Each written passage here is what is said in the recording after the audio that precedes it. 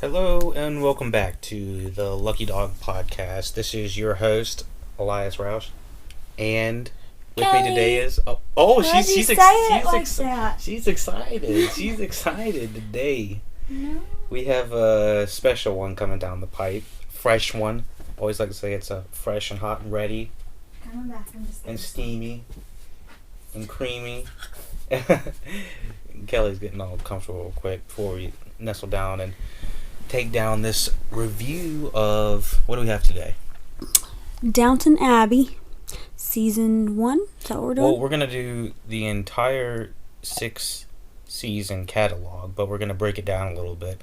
First, we're going to give our first impressions, how we, coming off of the 6th season, how we liked it, as in the season, all of them as a whole, and then we're going to go back and say Season 1, Season 2, Season 3, Season 4. Okay. So just Downton Abbey. So Downton Abbey, full 6 season spoiler review. Okay, so finishing up Downton Abbey, what were your first impressions of the entire series as a whole? Not just the 6th season. Not just the whole thing. Yes. The whole show. The whole show. I thought it was great. Thought it was a great show. Mm-hmm. I would recommend it to other people to watch if they were, big series buffs or whatever. I thought the last 2 were kind of dull. Last 2 what? Were seasons. Last 2 seasons? Last 2 seasons were dull. Right. And that kind of irritated me because it's kind of like when I watched True Blood. Like, the first few were amazing. Right. And if I'm not mistaken, there was like 8 or 9 seasons of True Blood, and then you get to like 6 or 7, and it bombs. Like, it sucks. So that makes me mad. Right. I'd say that many shows have this problem. Yeah. Specifically, a show that many people know is The Walking Dead. Yeah. I think this has had similar structure of problems. The first couple seasons were pretty strong-ish for The Walking Dead. Downton Abbey was much stronger. I'd say the first 3 were some of the the incline, some of the best. Yeah. The juice. Yeah. And once it hit around season 4, I'd say it topped off around season 4, the end of season 4. Yeah. And from season 5 and season 6 felt more or less like bonus material for me. It felt like behind the scenes or extra information. Like, they could have ended almost every season. They could have ended right there, except for maybe season 1. Yeah. And maybe season 3. Maybe season 1 and season 3 they left you for another season. Yeah. But all the other seasons they could have ended it right there. Could have been done. Right. And you'd have been fine with it? Not so much I would have been fine with it. I probably would have been fine with it. If they would have cut it off at season 4, I would have probably said this is one of the more top series, top-notch series that I've ever seen. But because they stretched it out 5 and 6. And let it bomb? I don't know if they let it bomb, because I really... That's what I call it. You would call it a bomb? Yeah. Well, the thing is, 9 episodes is not that big of a commitment in the scheme of things of how many television shows there are out there with, like I said, The Walking Dead. The average television season is 16 episodes. Yeah. Imagine Downton Abbey is 16 episodes. That would have been a hell of a bomb. Well, it was 8, right? It was 9, I think. Yeah. 9. So, my thing is the act structure really helped this show. What is that, babe? That the fact it's only 9 episode series. Gotcha. Okay. I think that because they were kind of ahead of the curve. Yeah. With all these television shows, let's say 2010. 2010 was a pretty good standard for when television stopped becoming 20 episode series. Yeah. And closer to 10, maybe even under 12. Let's say under 12. Yeah. Because Netflix has shows now that they drop that are as as low as 3 episodes. Like Black Mirror, the first season was only Episodes? 3 episodes. Did you like it? Absolutely. Well, I love Black Mirror. Yeah, I know you love Black Mirror, but did it bother you any that it was only 3 episodes? Could you have done more? I mean, just because Black Mirror is kind of a different, it's set up differently. They're an anthology series. Like, they don't really follow a congruent storyline each episode, so you can really start anywhere. I think that's what makes it a little bit more capable to have a shorter season. But let's say something like Stranger Things. Stranger Things has, let me think. Stranger Things has 6 or 7 episodes. Yeah. Maybe even 8. But that was the perfect amount of episodes for anything for me. Yeah. So I think that Downton Abbey was kind of ahead of the curve when it comes to their 9 episode act structure. Yeah. It's not a big commitment, and it's halfway through it is 4 or 5 episodes in. Mhm. Let me see what else we had. I have that it is phenomenal acting. That. Yeah, I like the acting done by most. I liked Anna. Right. But sometimes her over-exaggeration of a woman's role or what women shouldn't do kind of aggravated me. And I get it was mainly she was acting. Mm-hmm. Because what time was that? Like what? The 20s, I think. 1920s? No. It might have even been 1890. Let me look. You can continue. I didn't like the whole... Are we spoiling? Yes. Okay. The moment where I realized I didn't like Anna's acting and I didn't like how she was having to act, I guess, was... the writing, you mean? Yeah. I didn't like the writing. Right. Was when the whole... She was raped and it was like, well, now I'm spoiled for my husband. Oh, okay. I just don't like that. That was, yeah. We can talk about that a little closer when we get down to season 4. I'm not answering this one. Okay, so the turn of the earliest 20th century is when it started. So specifically, it was April 1912 is when the series starts. Mm-hmm.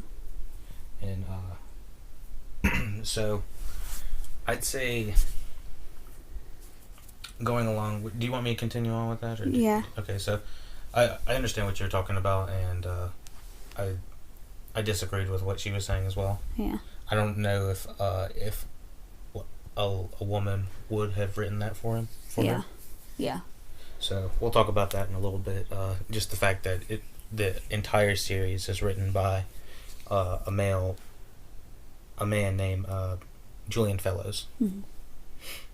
Which I believe Julian Fellows, his mother, I think, was a handmaid, is what I've heard.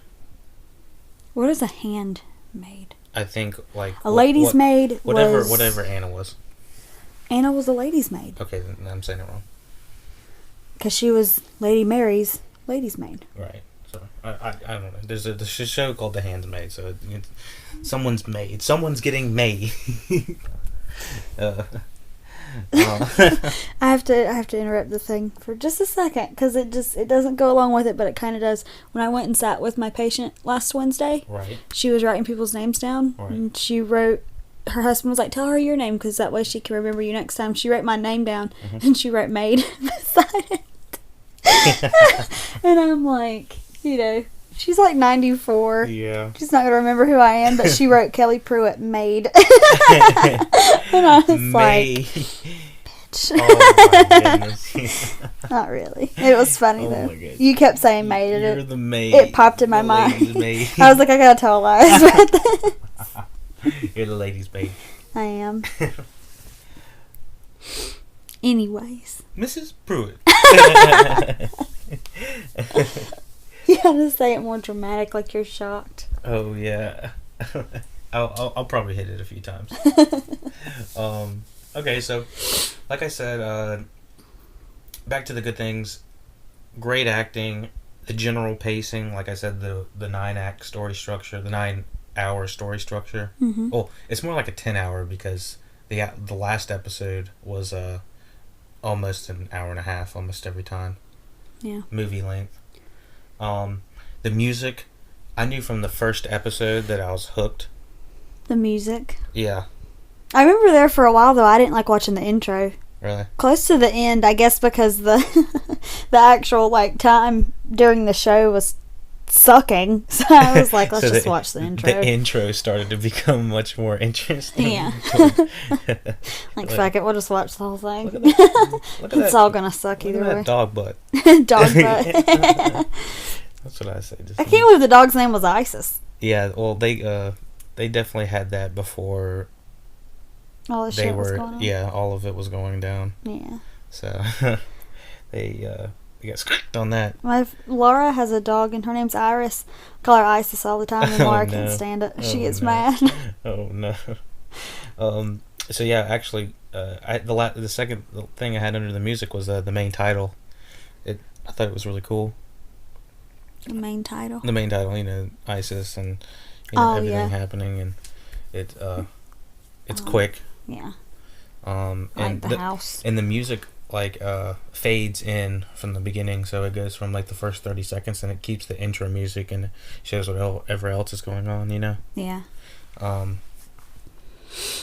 Swift editing. I thought, the way that it's written, it's like somebody will be talking about someone and then it'll instantly cut to the other person.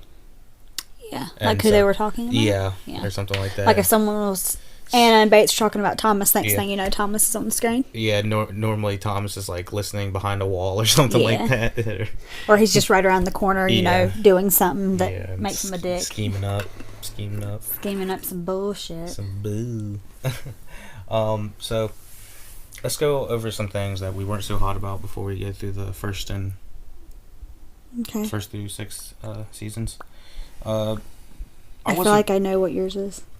Yeah, you probably have a few ideas on mine. So I wasn't too hot on the entire series being written by Julian Fellows. I'm not exactly sure if there were any women involved on the other scripts, like on the other episodes or anything like that. Maybe one or two. Let's see. Tina Pepler is featured on one episode, but other than that, there's no one else. What's he look like?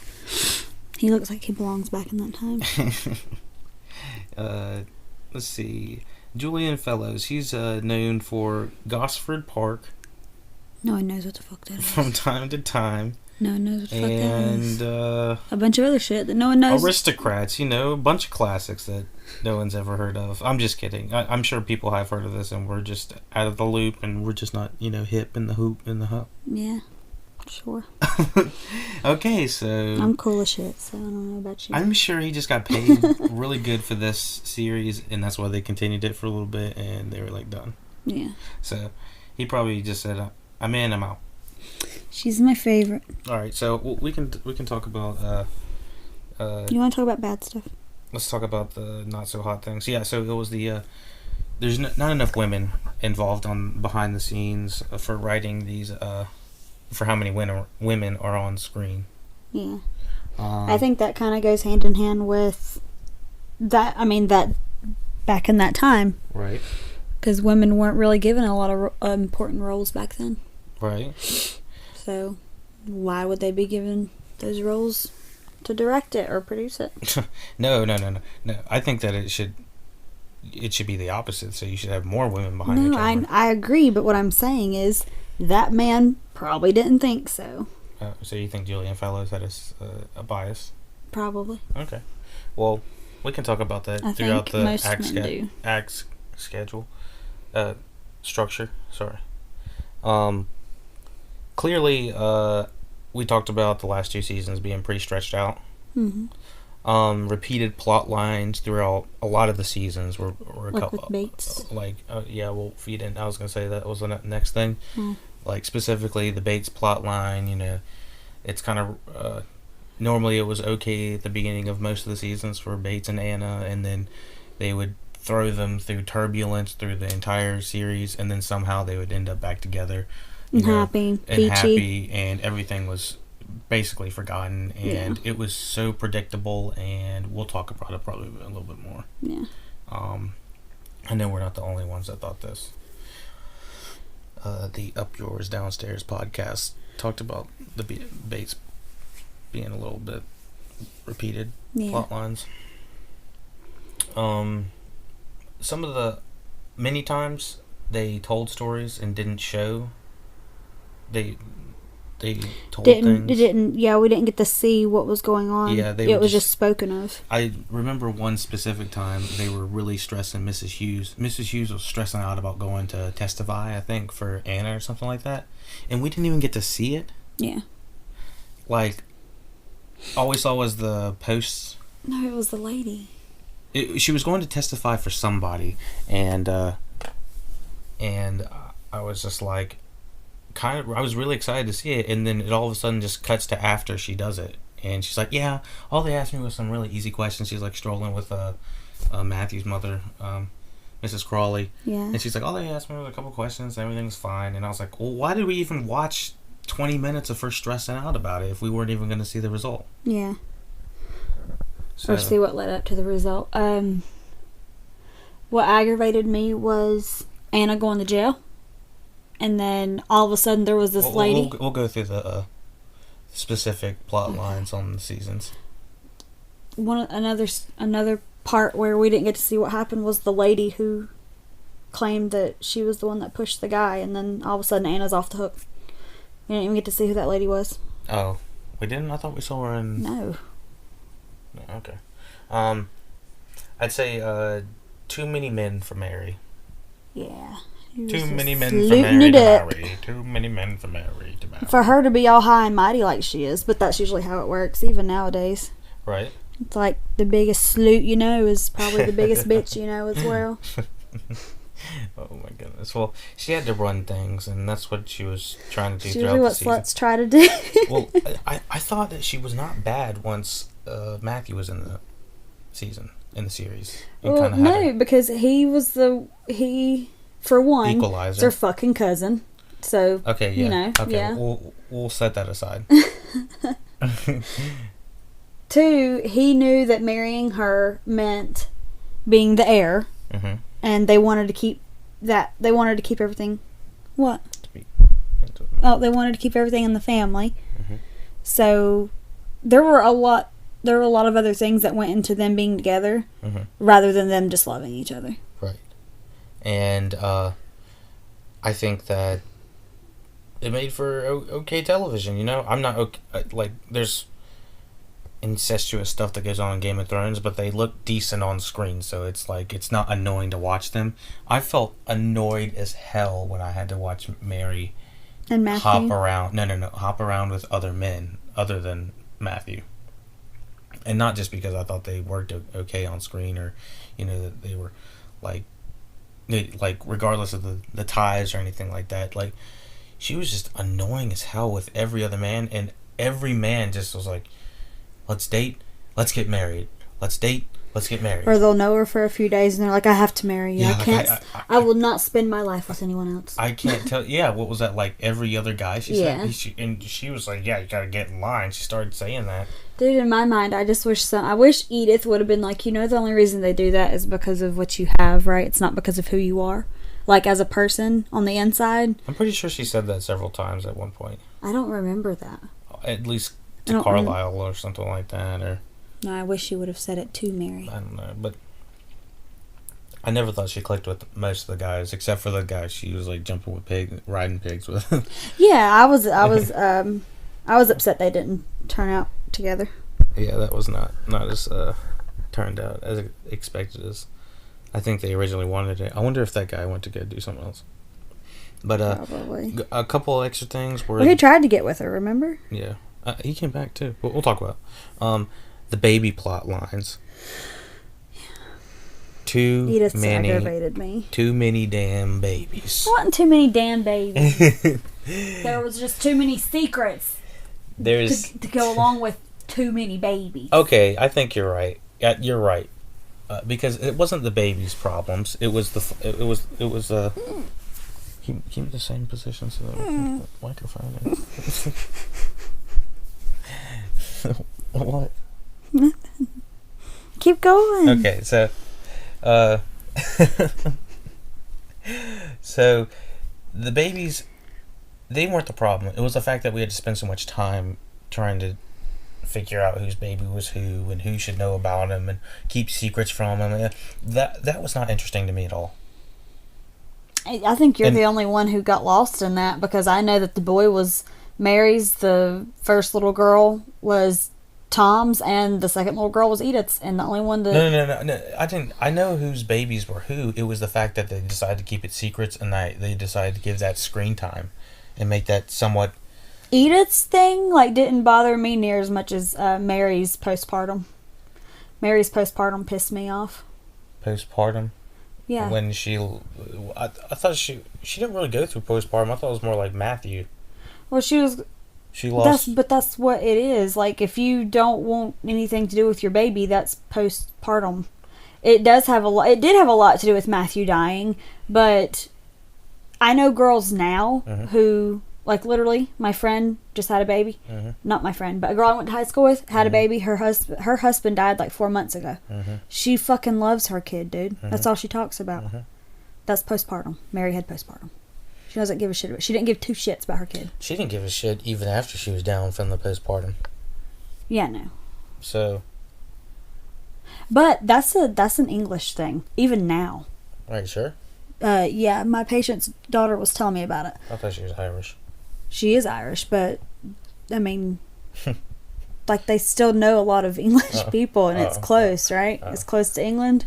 I'm not going to speak for the English people. I don't know. She said that's still very common. But I mean, no, she said it's still very common in English people, especially high rank English, like rich. So they have like they have nannies who practically raise their kids. Yeah, I mean, it's not like they don't even fucking eat dinner with their kids. It's not unheard of. It's not unheard of. It's fucking people here don't have kids. People here do that. I mean, my grandparents weren't around a lot because they were doing political stuff. Because my grandfather was a senator for a while, and so they had nannies and stuff like that took care of all of the kids. Because I mean, we have a lot of aunts and uncles and stuff like that. So it was it's not unheard of, and it's not easy and stuff like that. But I think that the main reason that the kids weren't in this is because they didn't want to devote too much screen time to them. I mean, they were young.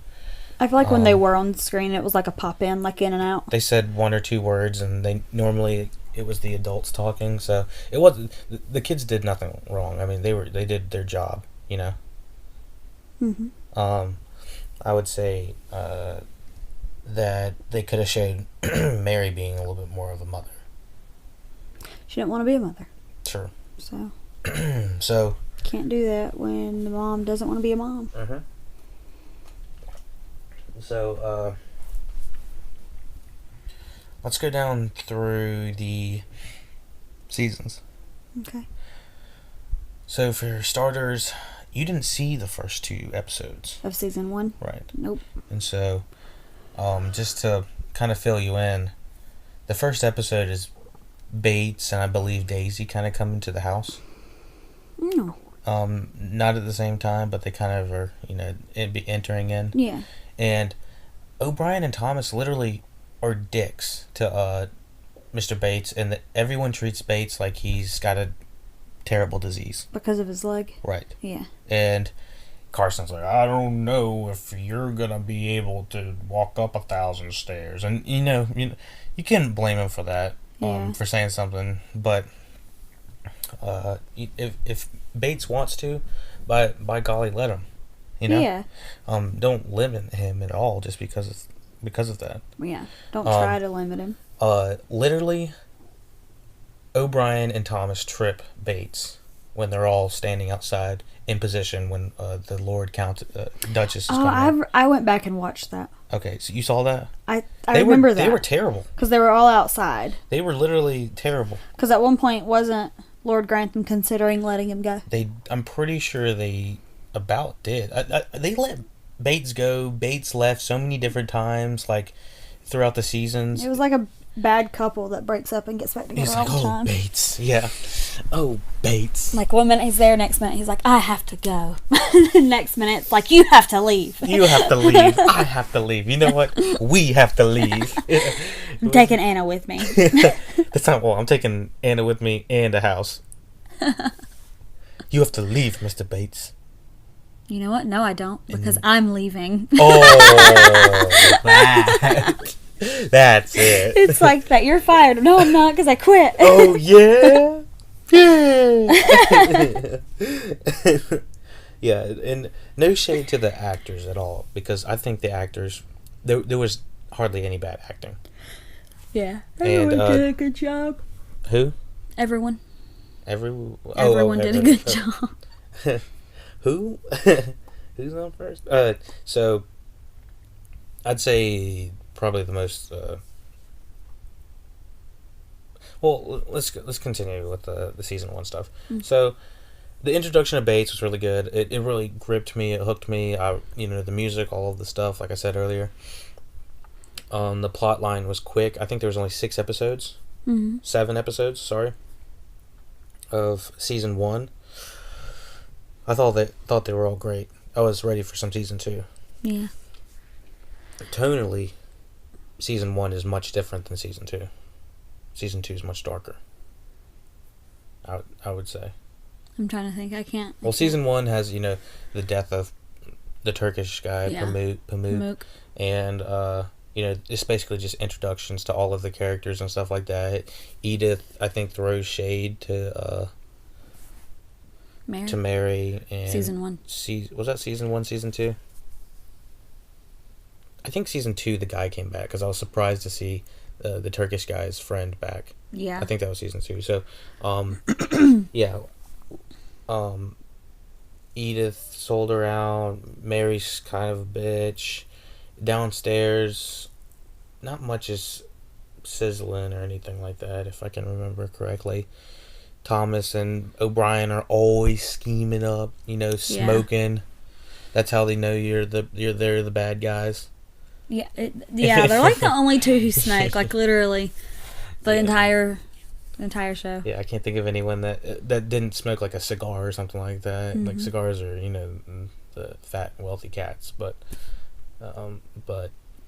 that's what I think. Let me think. Season 1 has Branson. Branson really is. He steps his way up. He steps his way up to mega stuff, Yeah. I mean, he began as a what's it called? Footman? Not a footman. No, the driver. The driver, yeah. Yeah. And he started, talking to Sybil and stuff like that. And from then, I had no idea. I knew that they were going to kind of hit it off, but I didn't know that this guy was going to be going further than Sybil in the entire series. Yeah. And to be one of the more likable guys. Yeah, that was kind of a turn. I didn't see coming. I didn't like him that much at the beginning. Did you? No, I didn't like it when he was arguing with her about stuff. For a minute, I thought he was gonna be like a antagonist. Yeah. Yeah, I mean, at times it felt like there were several times he was gonna do some terrible shit. Like he almost dumped dog shit or something on one of the people there. Mm-hmm. You remember that? Yeah. And how did he not get thrown out for that? I know. Everyone was like, it's okay. It's just Brandon. It's just dog shit. All good. They were like... oh, it's just silly Branson. I don't know who that was. And his dog shit. Oh, it's just silly Branson. Oh my God. Braxton. Branson. I hate that name. It's not a bad name. I wish it was Braxton, because to me Braxton is easier. It's Braxton. Branson. Braxton sounds like a country redneck down over them. Oh gosh.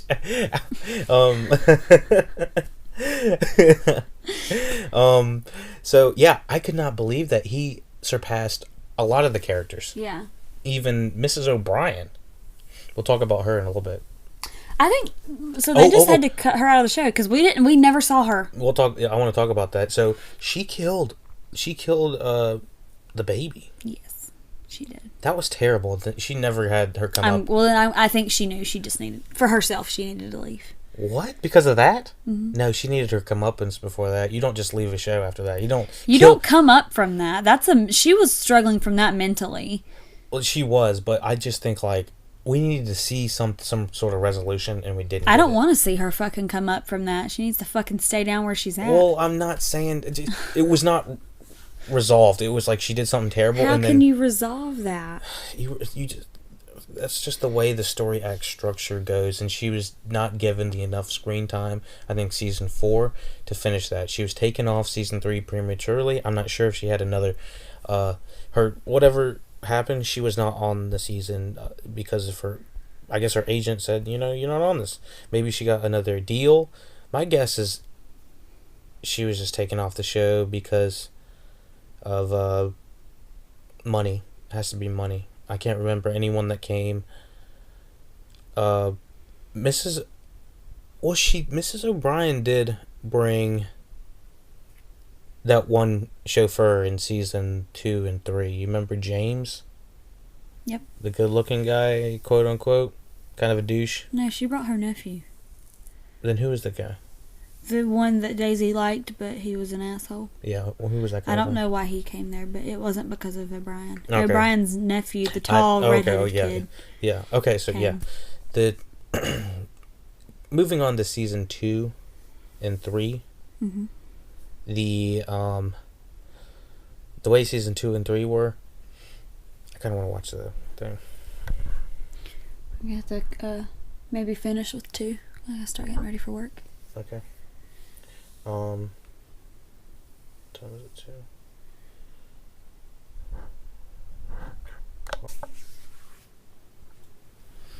Okay, so season 2. It was a good season. It was a good season. A lot happened. There was a lot going on in that season. We just watched the trailer as we're cracking up. The recap. Fight for her. Punch him. Punches him in the face. Punches him right in the... And then right the Bates thing. He's innocent. Guilty! Her Anna's little scream. Sounds like someone grabbed her nuts. Maybe.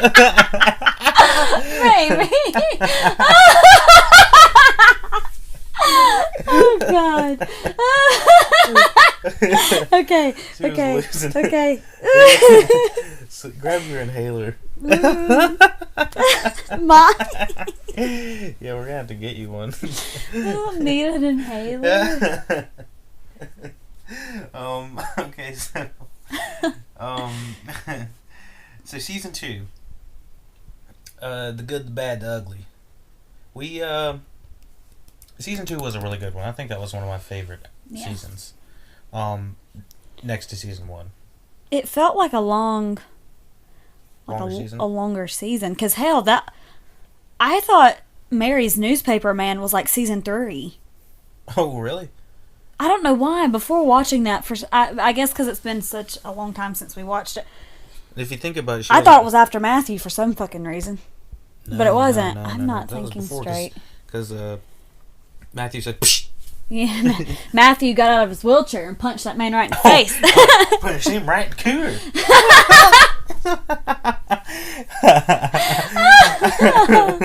Oh, God. Mrs. Corlew fight for him. Punch him in the cooter. Yeah. And, oh my goodness. Maggie Smith's lines. Yes. Yeah. Fucking hilarious. Yeah. In first season, you really saw who she was, but second season, she was like, this is who I am. She was just fucking letting them roll. Yeah. Just smart ass to everybody. Comment after comment. Yeah. It's like bing, bang, boom. Passive aggressive. And every 2 minutes. Sometimes aggressive. Yeah. Do you promise? Yeah. Yeah, so funny. She was great. I thought we had one of the better villains in season 2 as well. Who was that? The newspaper guy? Well, we had Thomas and Bates' wife. Thomas.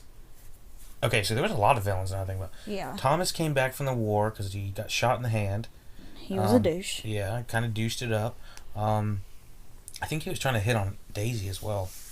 No, he Was that wasn't. season 1? That was season 1, but he was getting her to do shit for him. No, that was season 2, because it was when William came back, and he was no, so that was season 1. William was in season 1. Season 2, he went to war. See, William, yeah, but he came back. So season 1 was when Thomas was taking advantage of Daisy. Okay, yes. And we did, for unnecessary reasons. It was ridiculous. And, yeah, so, we really just... Season 2 is just a more exploration of season 1. A bigger exploration. You see the world, you see more of the people, you see more of the good, the bad. Yeah. What I mean the bad, the Bates stuff. Yeah.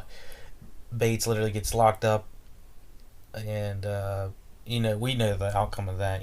Obviously he gets out, but the entire time Anna's stressing over it. It's like there's no reason to stress about it, and at sometimes I felt like people didn't even care. If she didn't stress about it though, because she as his wife, she's the only one giving a shit at the moment. She was not married to him yet. Oh yeah, you know what I mean. Right, her wanting to be his wife, fiance. Fiance. She's the only one that gave a shit. I mean, I know. What's his face? Lord Grantham gave a shit about Bates. I know he did. Mm-hmm. But no one else was going to stress about it the way that she did. Like, no one was going to go and find out that his ex-wife had actually killed herself. Right. Right. Everyone else was just going to be like, oh, well, they said he's guilty, so he's guilty. Did you like that plotline? What? The Bates, Mrs. Bates trying to kill herself to make it look like he did all the stuff. Oh, dude, that's like some... I thought that was so much bullshit. Just, I didn't think that it was holding up in court at all. And he's like, "Oh, I bought the medicine. I bought the rat poisoning. It's the way I did it." It's like, what? It was just weird. I think when Anna was like, "I told him to tell him," I thought that was fucking ignorant for him not to. Right, and I'd say the only bad. The evidence they had against Bates was that he did get a little aggressive when she came. Well, yeah. He called her a bitch, right? She was blackmailing him, and then he kind of like shuffled over to her in first season. Do you remember that? Yeah. And Mrs. Hughes heard that, and she testified saying that. Dude, I'll tell you what. I would have been like, I didn't hear shit. Yeah. I am not fucking ratting nobody out, dude. I don't give a shit what happens. I don't give a damn if he did fucking kill her. If you killed the neighbor tomorrow, I'm like, nah, he was with me and we didn't do nothing. we didn't do nothing. No. Well, you heard it first. And he didn't have shit to do with it. Yeah. I ain't telling him. I'd be like, Shaggy, it wasn't me. I ain't snitching on no damn body. It wasn't me. Especially Mrs. Hughes didn't get anything out of that. People want to be like, oh, a guilty conscience or whatever is like that's a real thing. I know it is. It's a real thing. I feel guilty all the time for spanking my kid's ass, but I would not feel guilty for keeping someone's life out of living their life in prison. I think that's a little bit two separate things. I get it, like but still, maybe just a little bit. Someone going to jail and someone getting their ass whooped. No, a little butt whooping. Your own child. A little butt whooping. But it's your own child. Why are we talking about this? Anyway, no one's talking about this. I would have lied. Okay, so that is season 2. You would have lied to the teacher. I would have lied. Okay, so Mrs. Hughes. But anyways. She could have been a better friend to Anna. Well, I think at the time, you remember when she walked out, she's like, I think I said things that were counterintuitive to that. Mm-hmm. Yeah, so she didn't realize that she was saying bad things until she had left. What? I thought on the stand, I thought she looked like she knew, like, fuck. She didn't mean to say bad things, but she just happened to say them. And so, I'd say just don't even testify if you have the chance or something like that. I guess unless you're called or something like that. I don't know, but that's not. I'm not here to talk about the Mr. Bates plotline because it just drives me up the wall, and it's too fucking predictable. Just they were perfect in season 1 when they were just kind of like, no one was really. The only people trying to tear him apart were like O'Brien and Thomas. Yeah. So. Anyways, season 2, I'd say one of the strongest seasons. Lord Grantham kind of goes down the hill for most of the seasons for me. I thought he was okay first, second, and after he cheated on his wife, fuck him. Yeah, that's it. Yeah. It kind of went down. Like, I think it was season 3 he cheated or something like that. Was it 3 or 2? I think it would have said something about that in 2. Yeah, you're right. So let's say it was 3. I think O'Brien, by the way, went to do another television show that was ultimately canceled. So, Dumbass. I guess she slipped on soap herself. Yeah. On that one.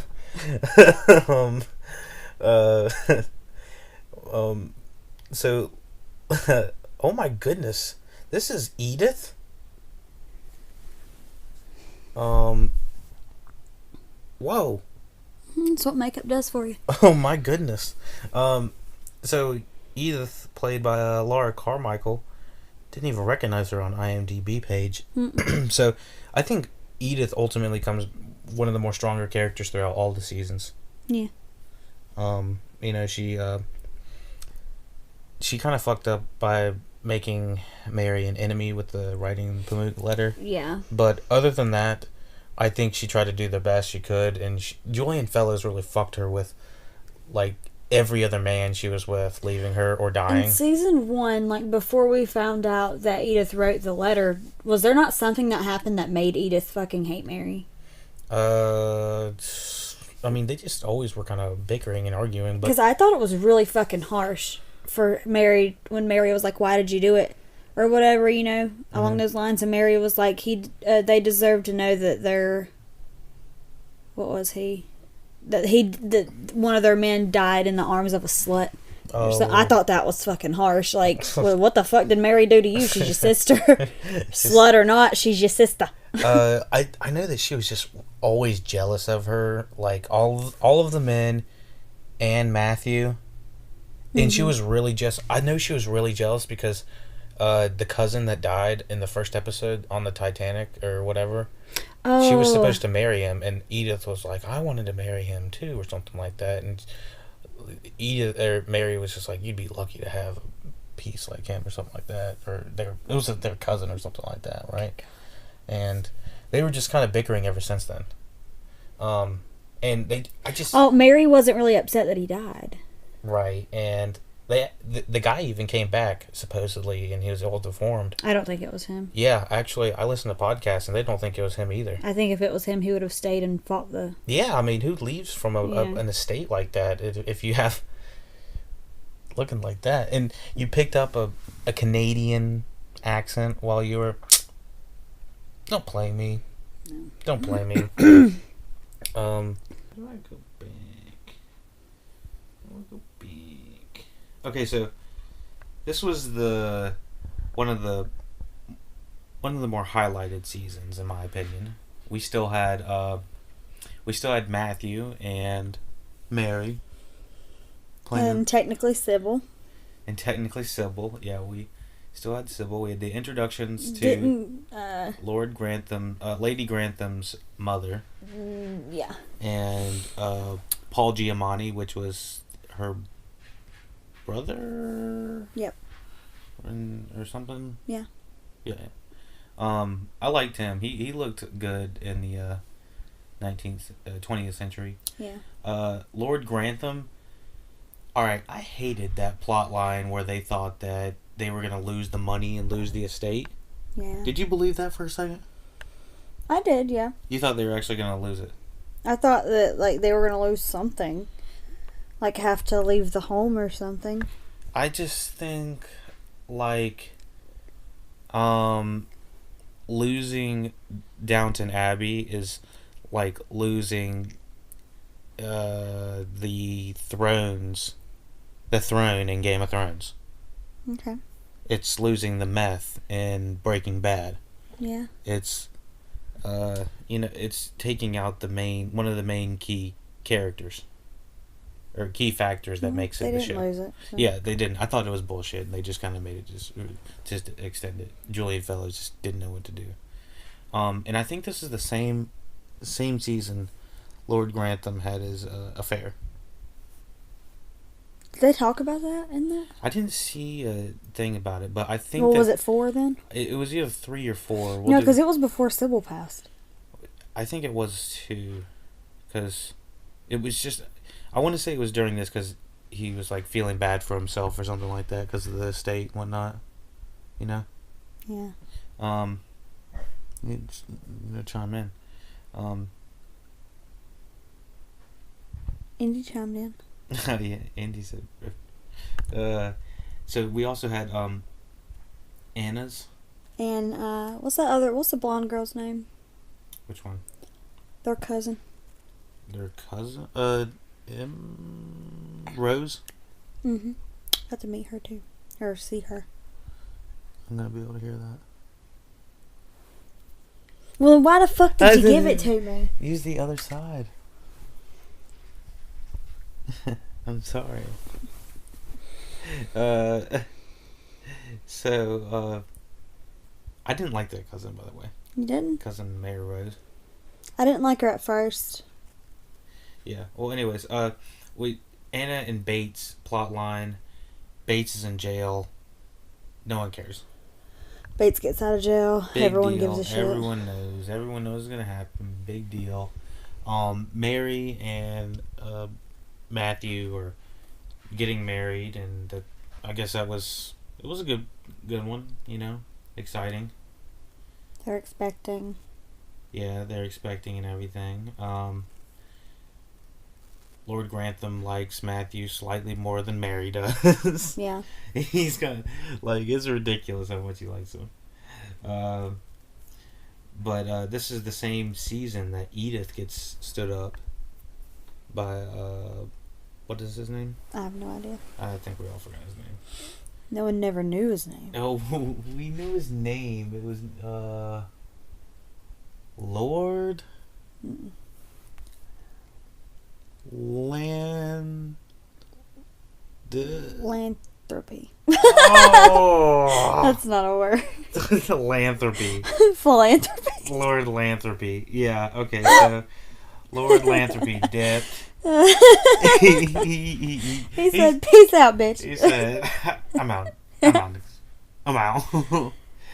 Dude, my thing is he let it go all the way up to the fucking wedding. Dude. Come the fuck up. It's already Edith. Yeah. Shit's already bad enough for that girl. Like, I knew this was going to happen at some point. I just felt like... Edith stood up by everyone she ever loved till this stood up, shot or dies or deformed. Something like that.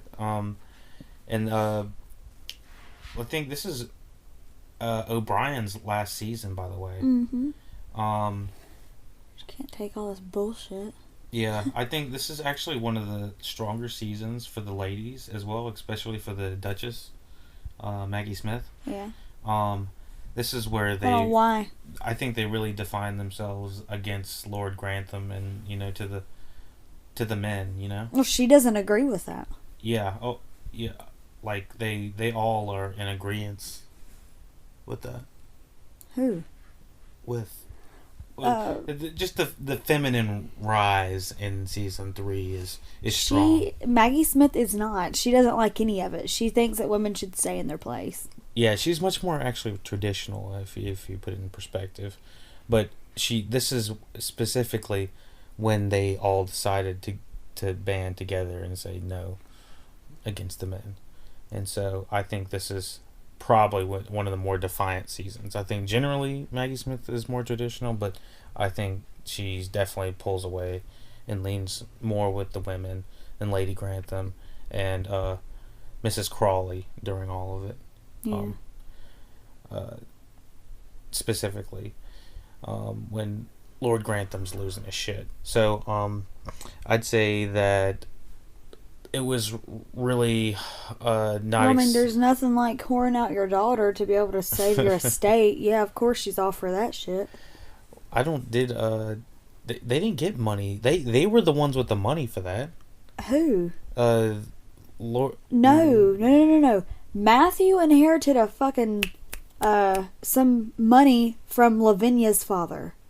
That's his wife, his fiance who died. Mm-hmm. He inherited something from her father. Her father left a lump sum of whatever to him. Oh, That's what kept Downton Abbey.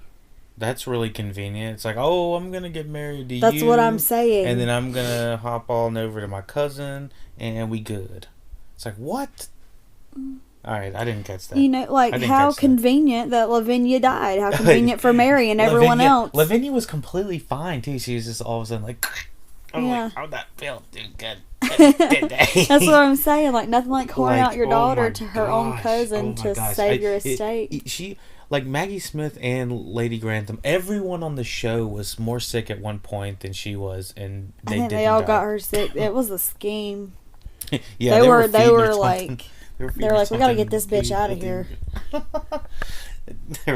And who kept calling her ugly? Maggie Smith kept calling her ugly. Yeah. She was like, oh, goodness. Maggie Smith obviously hasn't looked in the mirror. Oh, my goodness. This whole thing.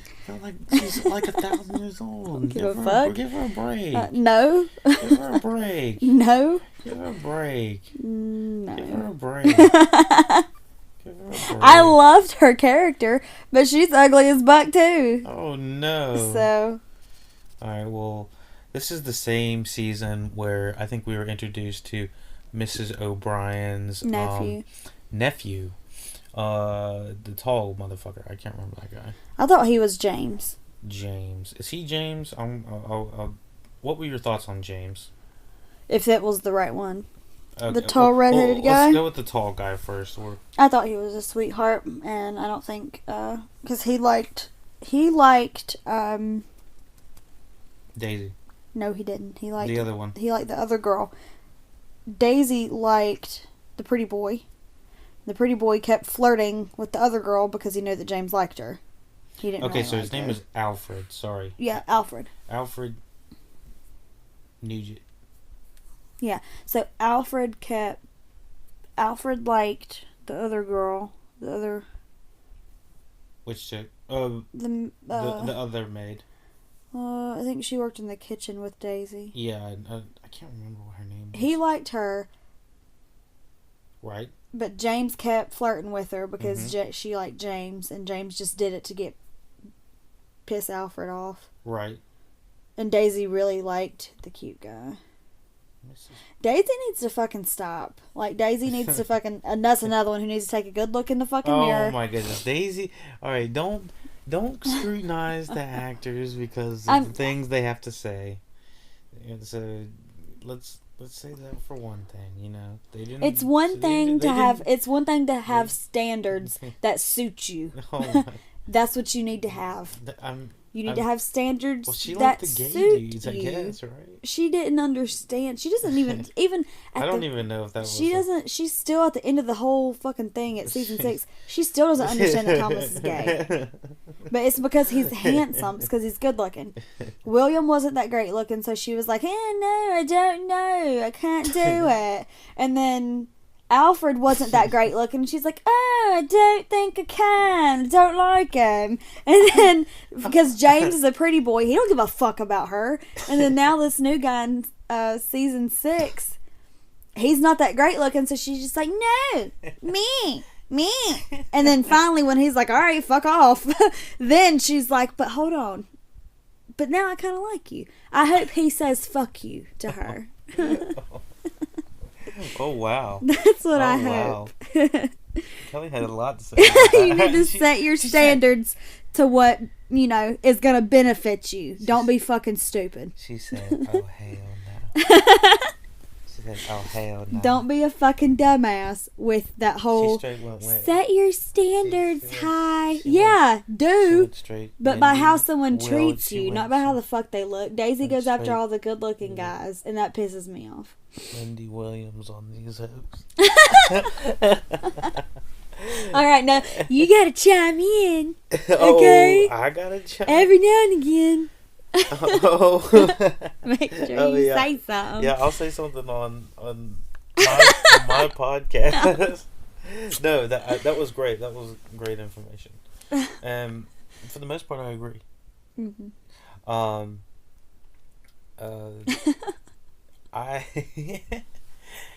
I enjoyed the presence of Alfred and James on the show. I did. You didn't? I did. Oh, okay.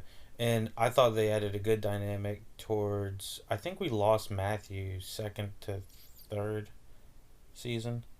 Second or third season. Matthew died in third season. Third season. Okay, so...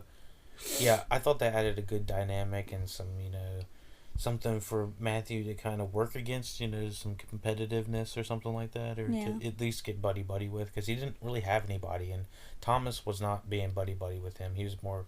Thomas was too close with Mrs. O'Brien. Yeah. Well, Mrs. O'Brien... Yeah.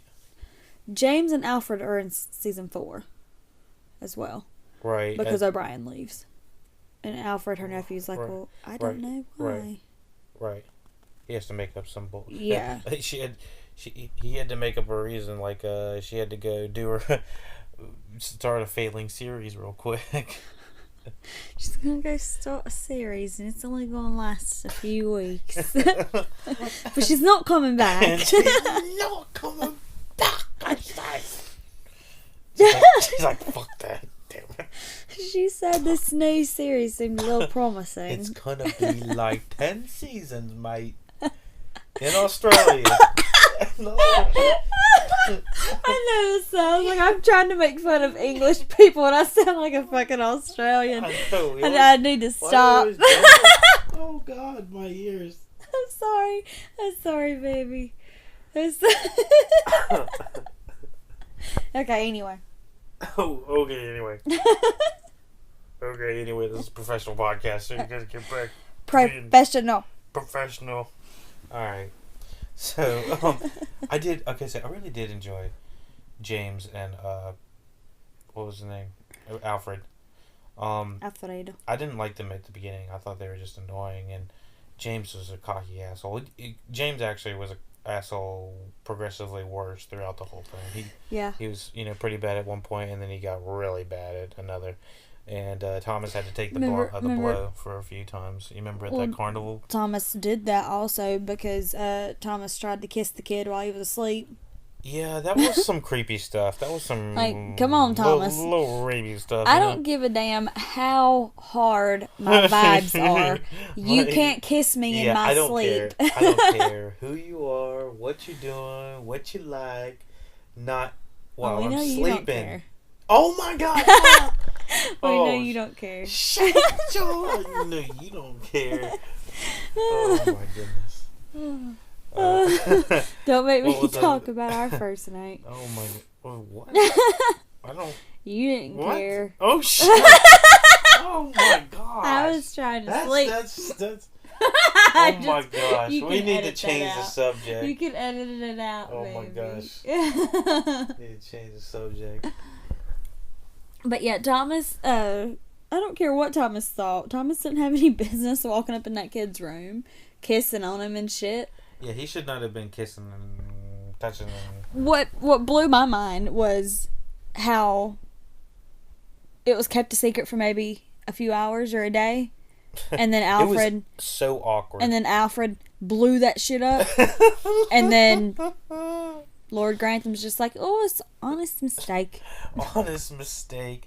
Yeah, just like the wine cellar and the other thing, the little thing in the case that he was like, what the fuck? Who took my shit? Yeah, someone's drinking the wine, someone's stealing my cigar boxes. Or my snuff boxes. Snuff boxes. Well, we found out it's Thomas, but he's a gay man, so we can't... If we scold the gay guy, we're gonna look bad. I don't remember them ever saying that, but... I know that they didn't say it. But I'm not fucking dumb enough to sit here and not think that that's what they meant. Well, I just oh my God, that's so much better. Well, that's your fault for having that shit turned upside down. Didn't nobody tell you? Oh my gosh. Ain't nobody tell you. Ain't no one told you to do that. We have some waffle. Shut up. Waffle and fries. I don't know. What's something at Waffle House, right? You mean liver mush and biscuits, motherfucker. That's what you mean. Oh, I'm sorry. I didn't hit you. No. Okay. I get jumpy. Okay, so, Anyways, Thomas got his ass whooped at the fair. Thomas got his ass whooped for the sake of James. Yep. And then that's when everyone decided, well, let's not tell on Thomas now. He's my friend. Yeah, they really did some roller coaster rides with Thomas. And I... Honestly... That pissed me off. I wish they would have just said, okay, he's a good guy, or okay, he's a bad guy. Because they seriously brought him up and down, up and down, up and down, up and down, up and down. Hell, at the end... And didn't he release Isis at one point in the 5th season or something like that? Yeah. Yeah. He hid her in a shed and she went missing. In a shed outside. He was doing that because he thought that the next day he could go out and pretend like he found her and it would put him back in everyone's good graces. But my whole thing with when they found out, when everyone did finally find out that he kissed James. Right. And they said he had to go, I think. No. At first, I think Alfred was like, I don't want to be working with him. Right. So you guys need to handle it. I need to make him leave. Right. And even, I feel like even, what's the guy's name? Old guy, Butler. Carson. I feel like even Carson was like, this is another thing. I feel like it's a man thing. Because I feel like Carson was even like, oh no, we don't want to bring to attention that we've had a gay guy working here now. And then if we make him leave, it's gonna bring all of that to the surface. Okay. And then here's Lord Grantham talking to, who did Lord Grantham say something to? He said something about Thomas can't help what he is.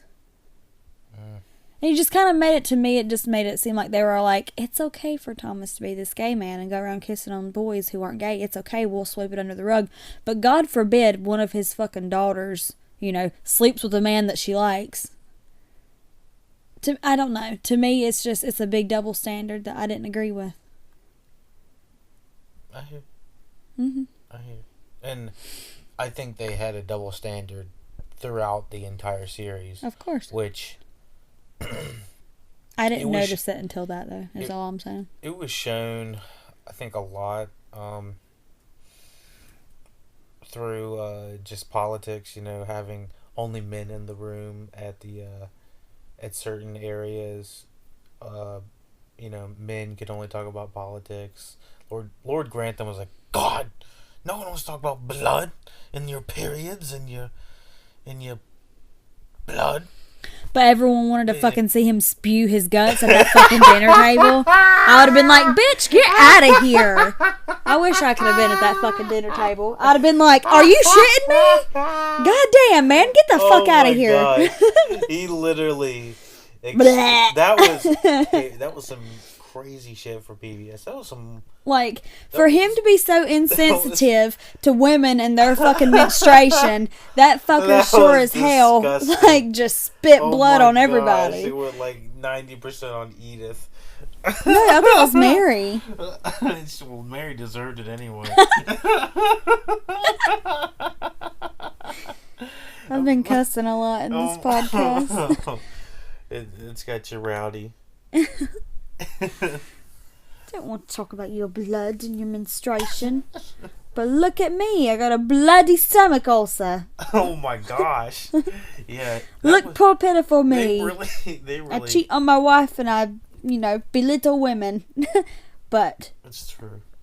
But I'm a great man. It's true. Fuck out of here. And he makes terrible investment decisions. Because he's a stupid bitch. Oh my god. He's bitch made. Well, speaking about characters and whatnot, let's talk about Mr. Carson and Mrs. Hughes. Same thing. Same thing? Carson's a bitch. Oh my gosh. Okay. Mrs. Hughes. Mr. Carson, I think Mr. Carson, he's provided that home, right? Right. So, he works. He provided that home. He did cook. When she hurt her hand, he cooked. Right. He didn't say, oh, well, let's just go back to the house. Well, let's go back to... Are you talking about season 6? I am. Alright. That's when they're married. I just wanted to talk about them as an entire... I didn't really see anything between them two until they got married. Okay, so... I noticed, I think the most season 3, because I still want to talk about season 3 I know. primarily. Sorry. Jumping Season ahead. 3 is when I noticed them specifically becoming some sort of a couple, or, an item. How? What? Just their bickering became more poetic, and whenever they had a problem, they always went to go see each other. And when they would go sit down and have tea and stuff like that, it was always with each other. It was never... Wasn't there a comment that he made that made you think something? At one point, I think he says something like, she looks good, or something, she's pretty, or something like that. And she something that made her feel flattered, I think, at one point, that kind of started it. But at the very end of, I think season 4 is when I thought they were the best. When I think they were when they were walking into the ocean, talking about a possible life ahead of them together. Gotcha. And it was cute, and I thought it was done really well. So specifically, I think that season 4 was the pinnacle for them as a couple, dynamic duo. Yeah. On-screen couple, that is. Yeah. Let's go to season 4. Season 4. At the end of middle of season 3, I'm skipping ahead a little bit. Middle of season 3, we lose Sybil. That was a devastating loss. That was fucking crazy. That was an insane loss. Yeah. No one saw that coming. No one saw Branson outliving Sybil. I kind of did. Okay, so Kelly saw that. You saw Sybil leaving. I thought that maybe something was going to happen while she was gone with Branson. Where were they? They left for a while. They were away from each other for a long time. Do you remember that? They were like, it's important for me to be over here and be a nurse. She was being a nurse, I believe, and he was doing other things. When she sent the letter in season 2 saying that she was pregnant, her and Branson were together wherever she was. Right. I think they had both, because they had come back and she had the hairdo. And they came back. Okay, so she was no longer a nurse anymore at that point. I think she was just...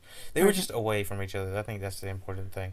I don't remember when Sybil and Branson were away from each other. It doesn't matter.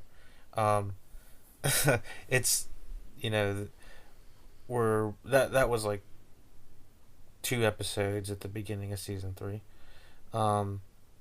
So I'd say they were a great on-screen couple. Unlike a lot of other ones. Yeah. They were pretty natural. I would say losing Sybil was a big loss to the show. It was a big, one, it was a big, devastating turn that anyone could, be dropped from the show. Yeah. 2, it was a game changer in the dynamics of the of how it goes. What? Breathe. Let me get a little bit of water. I'm losing my voice. You want to talk about something? I need you to. Why? Because I lost my voice.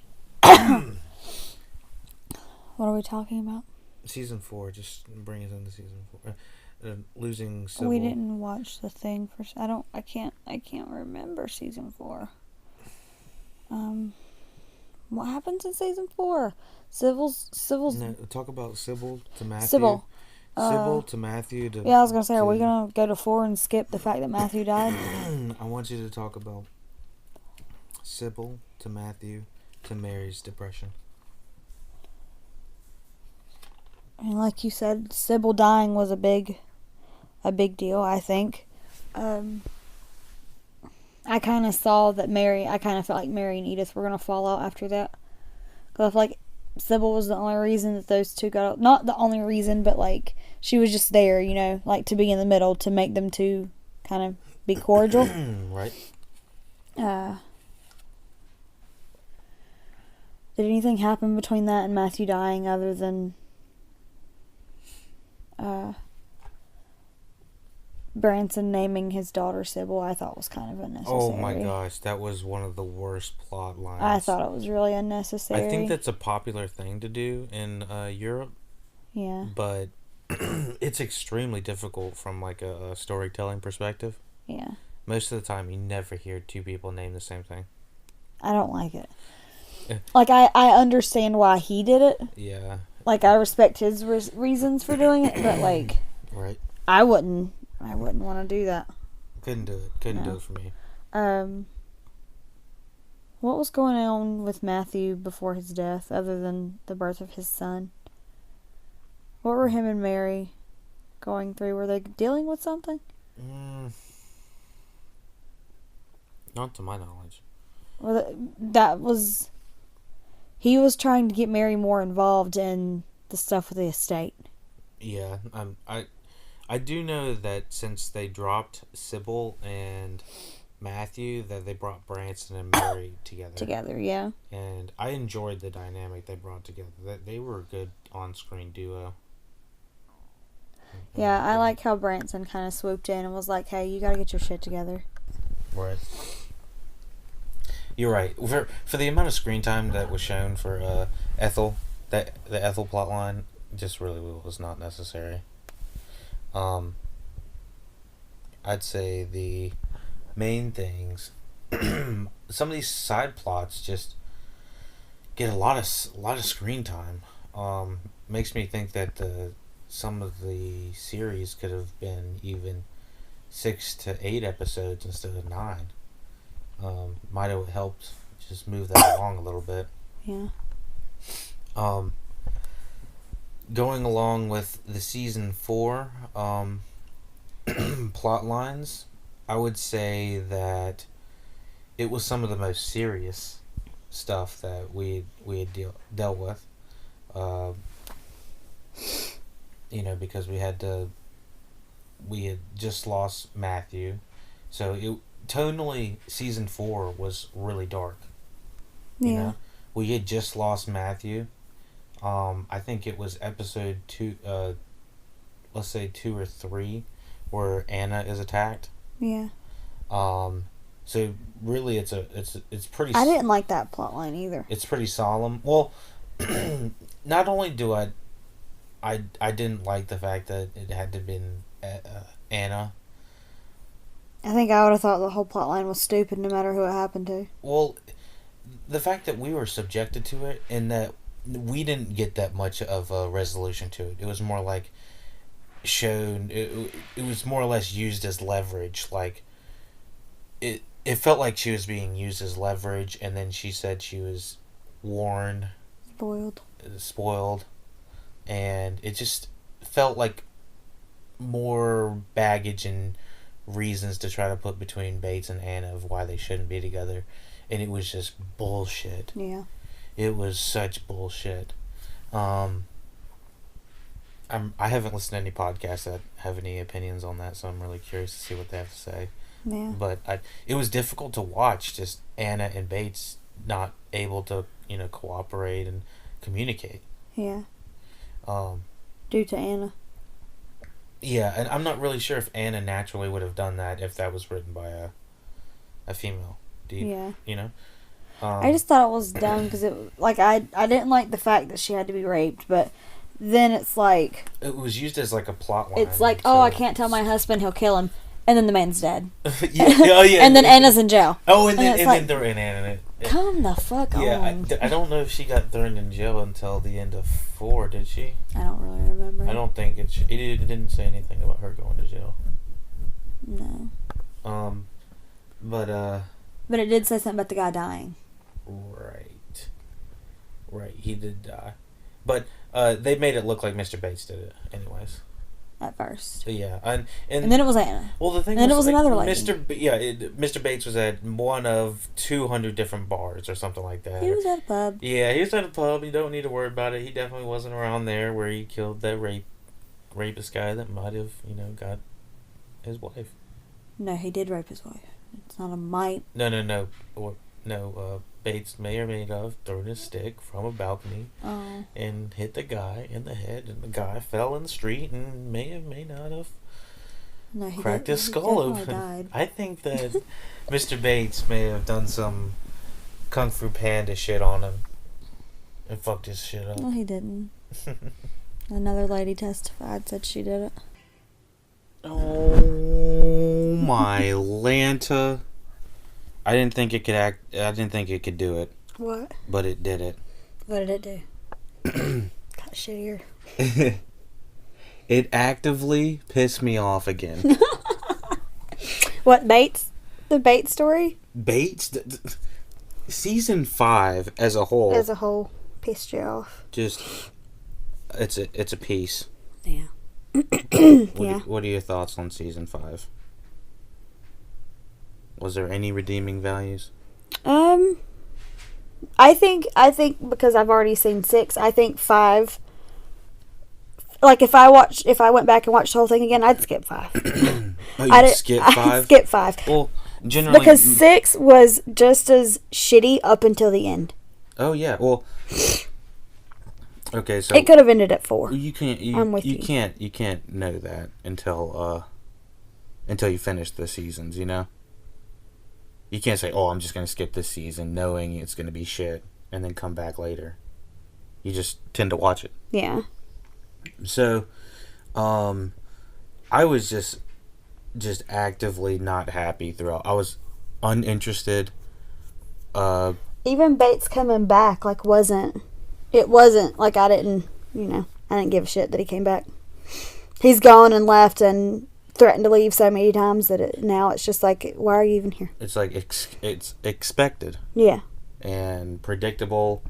And I don't know why the fuck. This was a cash grab. They were like, we need everybody to come back because season 4 must have just been the highest it's ever been. Yeah. I remember they were leaving season 4 with Hughes and Mrs. Hughes and Mr. Carson walking into the beach, and they said, they kind of left it like they could kind of hit it off, and I was like, well, they definitely could, and I saw potential in where they were going, and they just fucked it up. All of season 5, they weren't clicking at all. It felt like, I don't know if it was the directing or something like that. Yeah. But most of the time, I didn't like any of the characters. They were all annoying. Mary was just saluting it up, with all these. It's everyone. With everyone that took her on a trip. The guy was everyone that took her on a trip. I mean, all these guys look the same, and they're all kind of douches, except for the guy she was roaming with pigs with. Yeah. And I bring that guy up a lot just because I thought that they were gonna have something, at the end of season 4, he was kind of competing for a spot with her, or I think it was closer to the end of it's close to season 7 or season 4 episode 7, when he was around. But I still think that he had good potential. So I also was highly uninterested in I think was her name Lady Rose? Yeah. Their cousin? The young cousin. Yeah. I hated her. Why? I thought she's on Mamma Mia or something like that. Yeah. Yeah, can't stand her. And she was the Cinderella. Can't stand her. Why?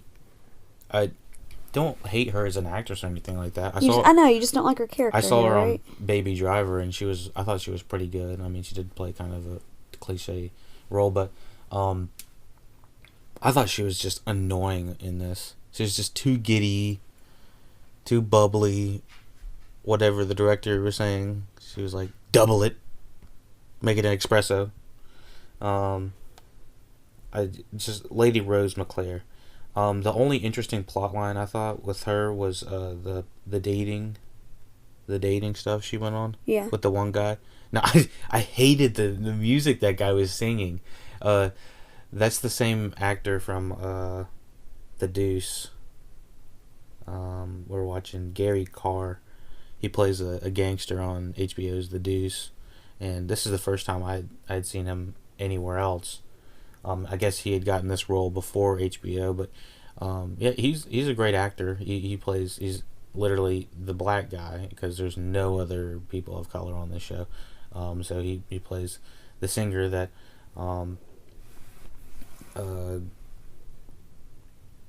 Lady Rose goes on a couple dates with, and I thought it was interesting. It was kind of relevant topics. And I know that I'm talking more about the end of season 3, but I thought that was actually interesting. Yeah. In comparison to that was the end of season 4. Season 4 was so much more interesting in the topics and, like that type of interracial dating. They had like the older folks with Mr. Carson, Mrs. Hughes. They were kind of ending out Daisy and Mrs. Patmore. Mr. Mosley, I think he had gone through a job crisis between through season 4, and so season 5 they didn't have anything for him to do except just stand around, Yeah. And so they just kind of they didn't have any. I think that's the biggest crime of season 5 is they didn't have anything for them to do. For Bates and like Patmore, is that what you said? No. For anybody. They were just like, all right, we got to show Mary getting married or, dating on a bunch of dudes. And I just found that I wonder why so they boring. felt the need to do Mary like that. Like, turn her into this big raging whore bitch. Well, she wasn't even like I didn't think she was really that mean between 5 and up until the last few episodes of 6. Yeah. So, like, it was like she was just like sleeping through the role through most of it while she was dating, and then just kind of spitting out one-liners, nothing specific. Yeah. And then I remember the last 2 or 3 episodes, it was like they got the good directors back or something, and it felt like they were actually snappy and things were happening again. Yeah. Toward the end of the series. So season 5 majority felt like bonus features to me, like excess footage from a movie that would have been cut. Yeah. If you said this was a movie. I hated what was is this the guy that she was talking to, Anthony Gilliam? I think, yeah. Yeah, that's the guy. I didn't like that guy. I didn't either. I like the guy that she wrestled around in the pig shit with. Yeah, we talk about him a lot. But remember when Mary slept with that guy at a hotel or something like that? That was him. Yeah. And then he turned around and married somebody. Yeah, but the biggest thing they could do is have Maggie Smith's butler see them from across, catch them from across the Yeah. Sprat. Remember the girl that came to Mary and was like threatening to tell everybody? Yeah, it was like It was just fucking stupid. Oh, the people she was threatening to tell end up finding anyway, and they don't care. Like no one cares. Yeah. Like everyone knows Mary's secrets considerably from first season. Edith spilled the beans. Everyone knows you sleep around. Man. Yeah, it's not. Evidently a lot of these people do. Her dad keeps paying her way out of it, ruining it for her with other men.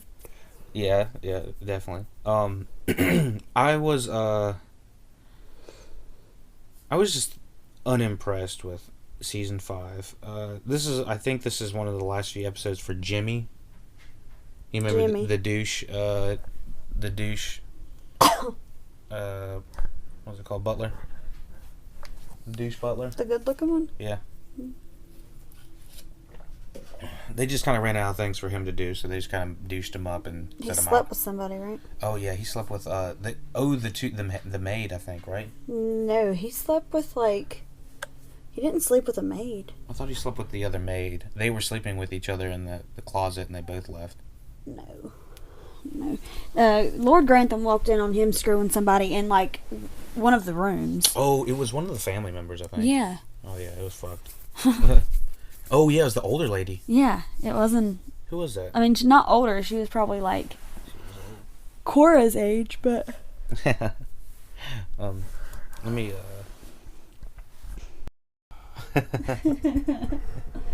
I just get re-irritated every time watching Watch that it. watch that trailer. Season 5 was just not too hot. So, I think we had covered the majority of the plot lines that pertain to Bates, Mary hopping from dude to dude, and the nowhere plot that Lady Rose went, the cousin.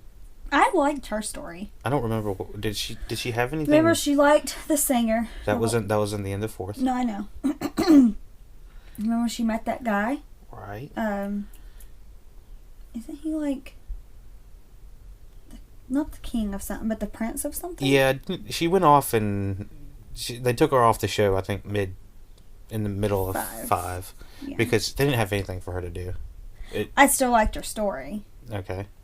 I liked that she found someone. I liked that because I was expecting her at first when she was seeing the guy who was married in that bar type place. Mm-hmm. I was expecting her to pull a Mary and be sleeping around with everyone. Yeah. Well, but she didn't. They had like a genuine relationship until the end of 5, I guess, or till the end of 4. Who? Her and the guy, the interracial couple basically ended at the end of 4. Yeah. And she just kind of dropped that plot line. Yeah. I liked that, I mean, I just like that she found someone, and she stuck with him, and she married him. Now she's having his kid, and bad things aren't happening. Yeah, you know what I mean? Yeah, I think that it ended in a good place for her, and they did a good job bringing her back at the end of 6. Do you remember that? Yeah. 6th season really felt like a homecoming for everyone. Like they brought Gwen back, they brought Lady Rose back, they brought all the kids back. Isis had like 1,000 babies. Isis. Dog butt. So yeah, I thought that majority of the plot lines were kind of weak during it. Oh, Edith's. Did we talk too much about Edith's? Where her plot line went. So her baby ended up with like the rancher or something like that, and his wife, and the rancher didn't tell his wife about the baby, and that was. Didn't tell her that was how he really, how the baby came about, that it was Edith's baby, and ultimately it was so that Lord Grantham wouldn't get pissed, right? Right. It was so that no one would know. Right. So ultimately everyone found out and nobody cared, and we spent like what felt maybe it was like 3 hours total, just Edith and this family and the dynamic between this baby. Yeah. God, I was so and then do you remember when they're like, oh no, the mother took the child away from Edith at that one point? Yeah. And told her she couldn't come back. She literally took the baby back to her house after Edith had already had possession of her baby. You don't remember they were all at the fair, and they were all at the fair. The rancher this is after Edith had her baby back, and everyone knows that this is Edith's baby. But you don't remember this? No. I think this was in 6. I don't remember it at all. Well, like ultimately they wrap up the story because, Lord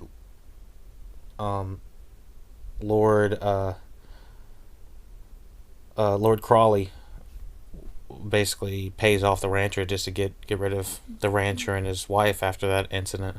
Cause once he finds out that Marigold is... No. This is after.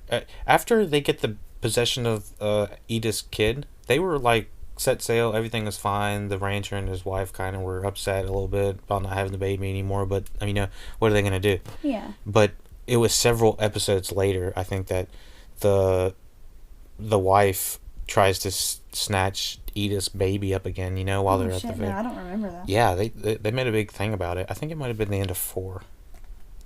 That would probably make sense. That they probably paid them off at the end of 4. But anyways, I was not fond about that. Not at all, Yeah. And quite honestly, bored. Yeah, I can see that. I thought it was kind of soapy. And if Mrs. Crawley and the guy she's with are the most interesting storyline that I can get behind. Yeah. I was like, oh, this is really just dragging, you know? I mean, don't even know about that. So, what did you think about the new guy that they tried to just implant at the end of 5? The race car driver. I didn't like that. I didn't like it. I thought it was stupid. Didn't they go through the race car driver lost his best friend, Yeah.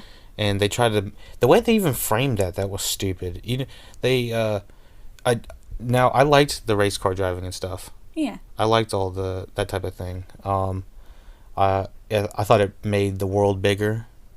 Like, Yeah. it wasn't like we were just sitting in Downton Abbey all the time. Yeah. Yeah, I like the racing. It was actually, it felt like we were outside of Downton and outside the town. We were, somewhere. Out doing stuff. Yeah. I wish we would have had more of that, throughout the seasons. Yeah. I didn't enjoy them trying to play Mary, like, the way they shot it originally, they were like, what was his name? Let's call it the race car driver. I don't even remember him. Race car drivers. Race car drivers. Let me catch their names. Okay, so the way they shot it was just not that great, in my opinion. I just thought it was just like boring. Not boring. Sorry, I said that wrong. They shot it wrong. They showed clearly that Mary's husband was not dead, and he was trying to save the other guy after the car was flipped. Yeah. And we go back to Mary's point of view, and Mary's like, "Oh no, I don't know. Is it the husband? Is it the husband?" They shouldn't have shown the husband already being alive. He wasn't her husband at the time. Oh, her He becomes her husband. Her future husband. Sorry, her boyfriend. Yeah. Right.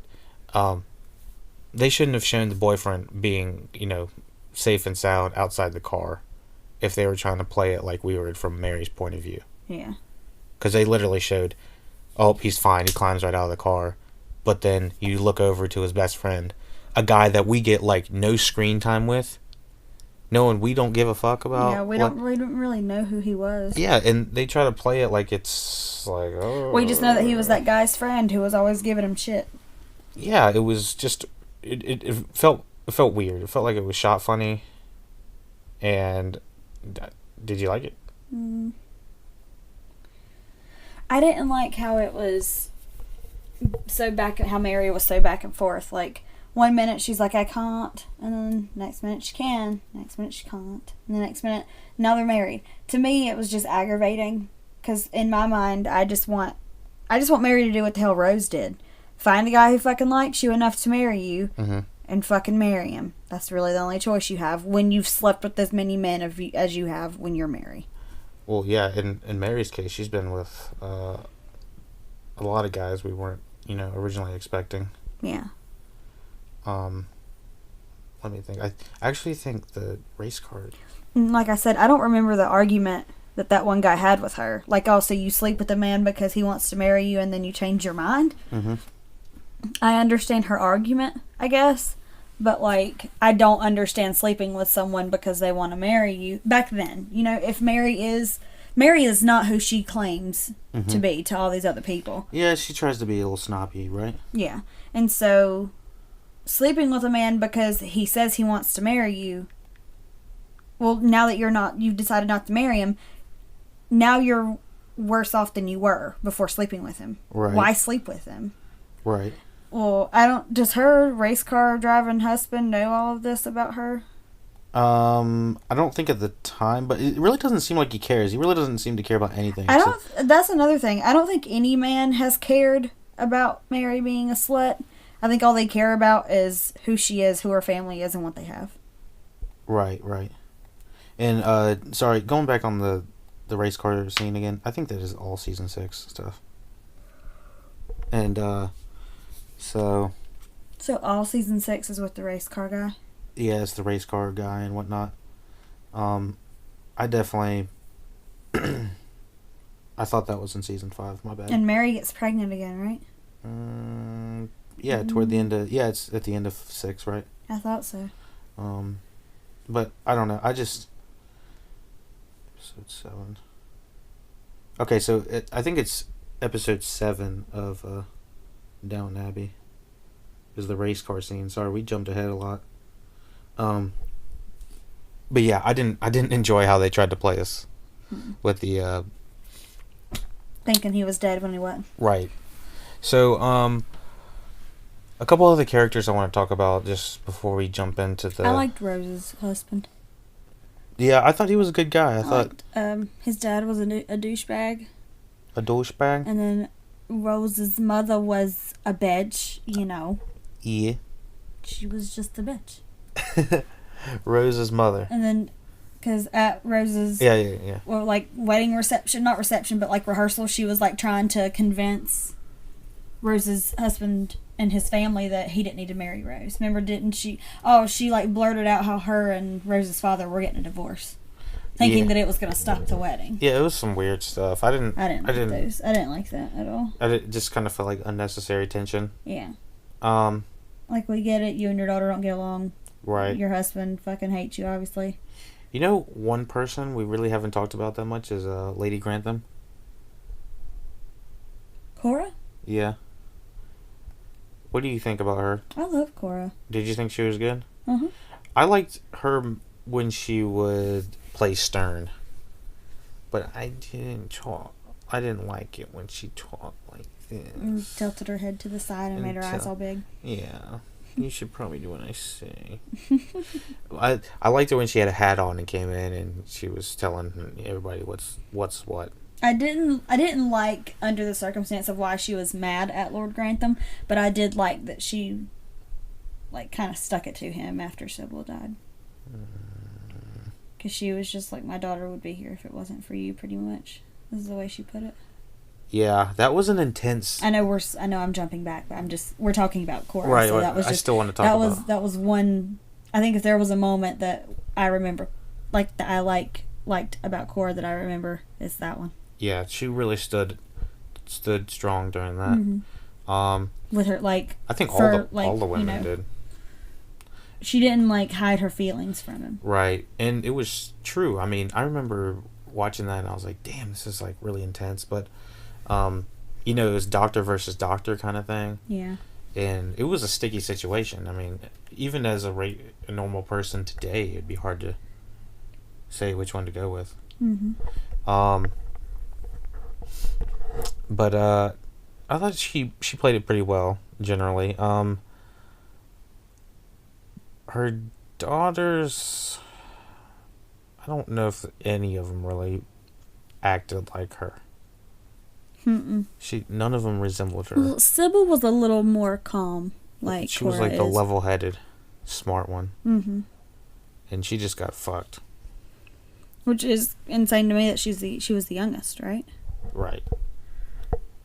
Was it Edith Mary Sybil? I think it was no. It was Mary Edith Sybil. Okay. Edith's definitely in the middle.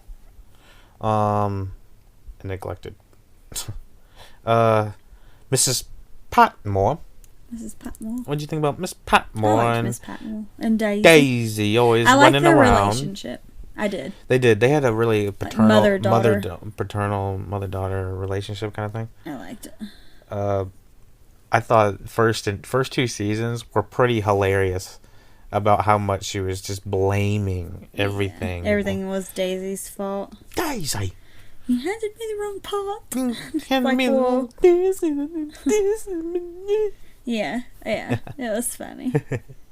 And then Daisy just fucks up every which way. She's like, I burned my hand and I can't see anything, but Daisy over there, oh God, don't even get me started. And they're like, Miss Patmore, put some fucking glasses on. I don't like Carson's view on Mrs. Patmore. I don't agree with him. Okay, so what's that? When she would when something bad would happen and Lord Grantham would say, you know what, we need to step in, we need to help her with this, and Carson was just like, I don't agree. She needs to handle it herself. It's pretty much what I felt. Oh, really? Was he did not think that anything that happened to her should be of any concern to the house. I'm not sure if we just learned more about Carson or if they just completely wrote him like more stern, but I thought he was much more compassionate from like the beginning. At the beginning? And then season 5 and 6, he almost didn't give a shit about Mrs. Hughes. Yeah. I mean, season 6, he was bitching about everything.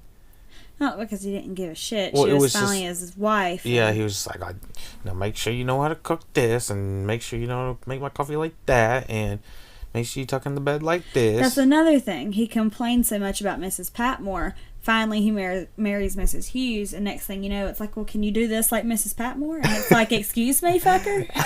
You don't really like either one of us, so why don't you fucking do it?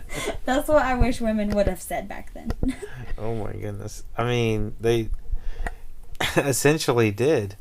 They started scheming up on him. But, I mean, he needed it. Yeah, and she pretended to hurt her hand. That was ridiculous. Did she really hurt her hand? I don't think it matters, because it was a bullshit excuse. Both ways. I think it's funny that she had him cooking shit.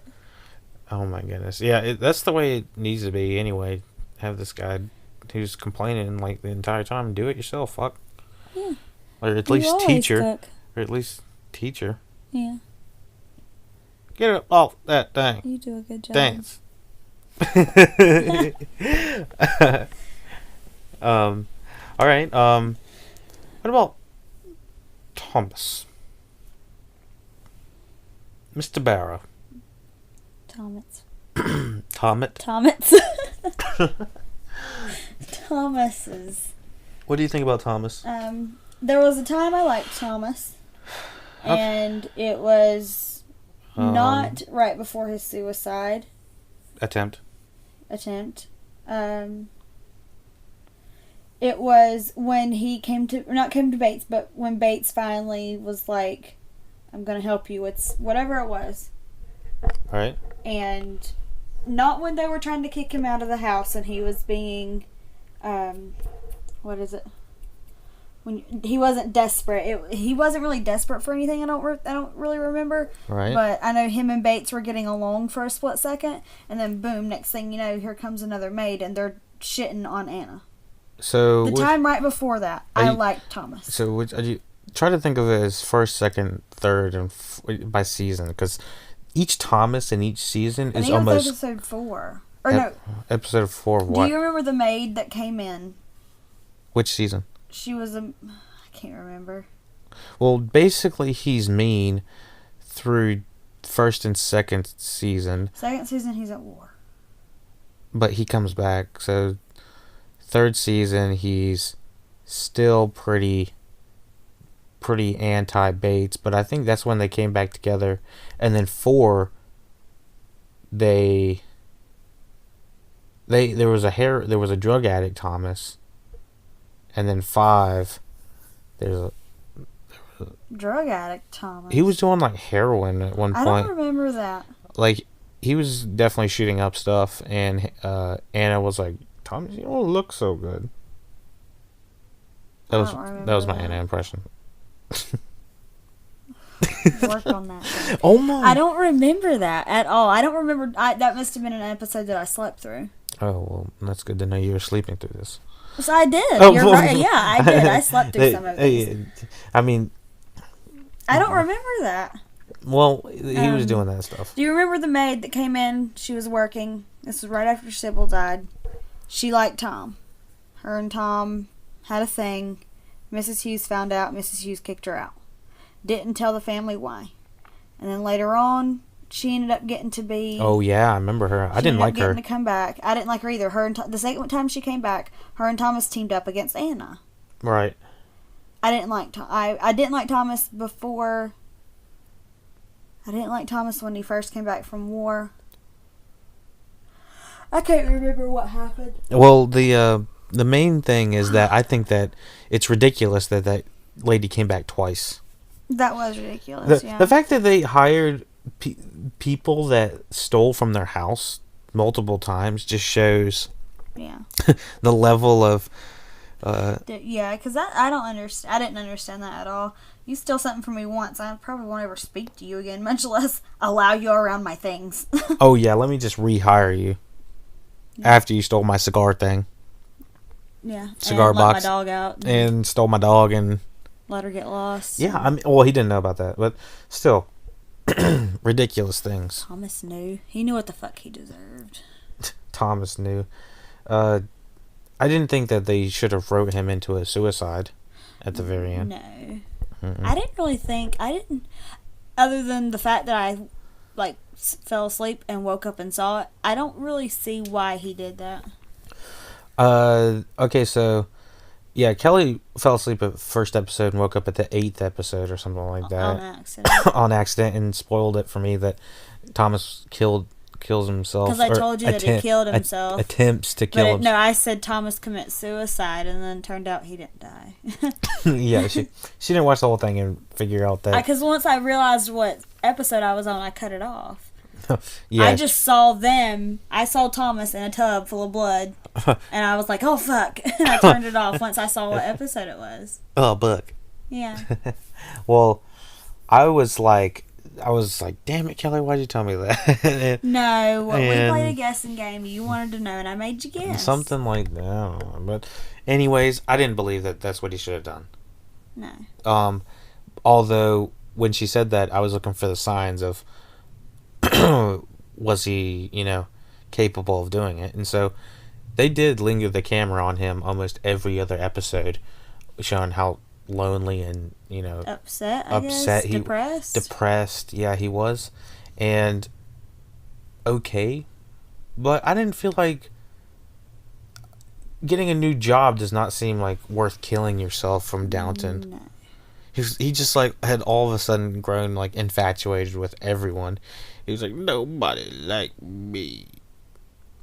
And granted, he was a fucking dick. Him and O'Brien, literally, they stole, they drank, they took They did everyone wrong, practically. They tripped a handicapped man. Yeah. O'Brien fucking killed the unborn child of Miss Lady and... Yeah, Lady Grantham's baby. They had some comeuppance to do, and O'Brien said, I'm out. I'm jumping ship at season 4. She felt guilty, though. She did at one point. She felt guilty, and she not apologized exactly, but she told Lady Grantham, she was like, I haven't been as good to you as you think I've been, and something along those lines. It was when she was sick, I think. Yeah, Lady Grantham was sick. And she also thought... Because... The reason she tripped her with the soap, or made her slip with the soap, was because she thought she was trying to replace her. Yeah, and you don't want to... That makes you almost never want to have a butler or a maid. Yeah. Because they're going to try to kill the next one. Get that replacement in. Yeah. Placed his ass.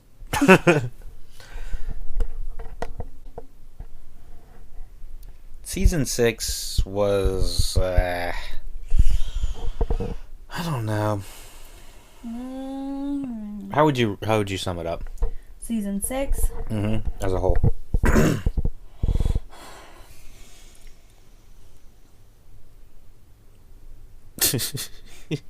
I would say that as the season was, it still wasn't great. It still wasn't a good season. Right. I don't really like how the season ended.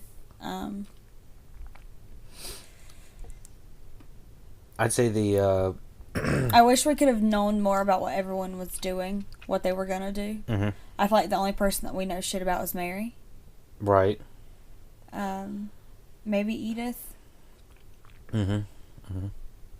I hate that we didn't get to see more of Edith being with that guy that she was with. Edith ended up with a prince as well, or not a prince, but was he a prince? What the fuck was he? Edith ends up getting to be with that, She ends up with a guy. Yeah.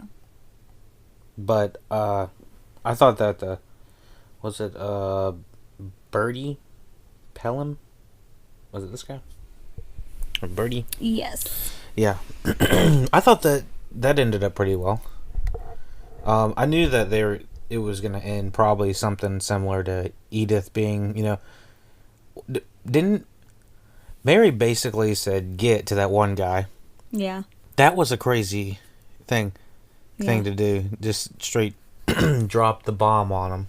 I don't know where. That she has a kid, and he was like clockwork and walked right out. I didn't agree with him walking out. He just should have, I don't know. Everyone else should have walked out. Yeah. So. I agree.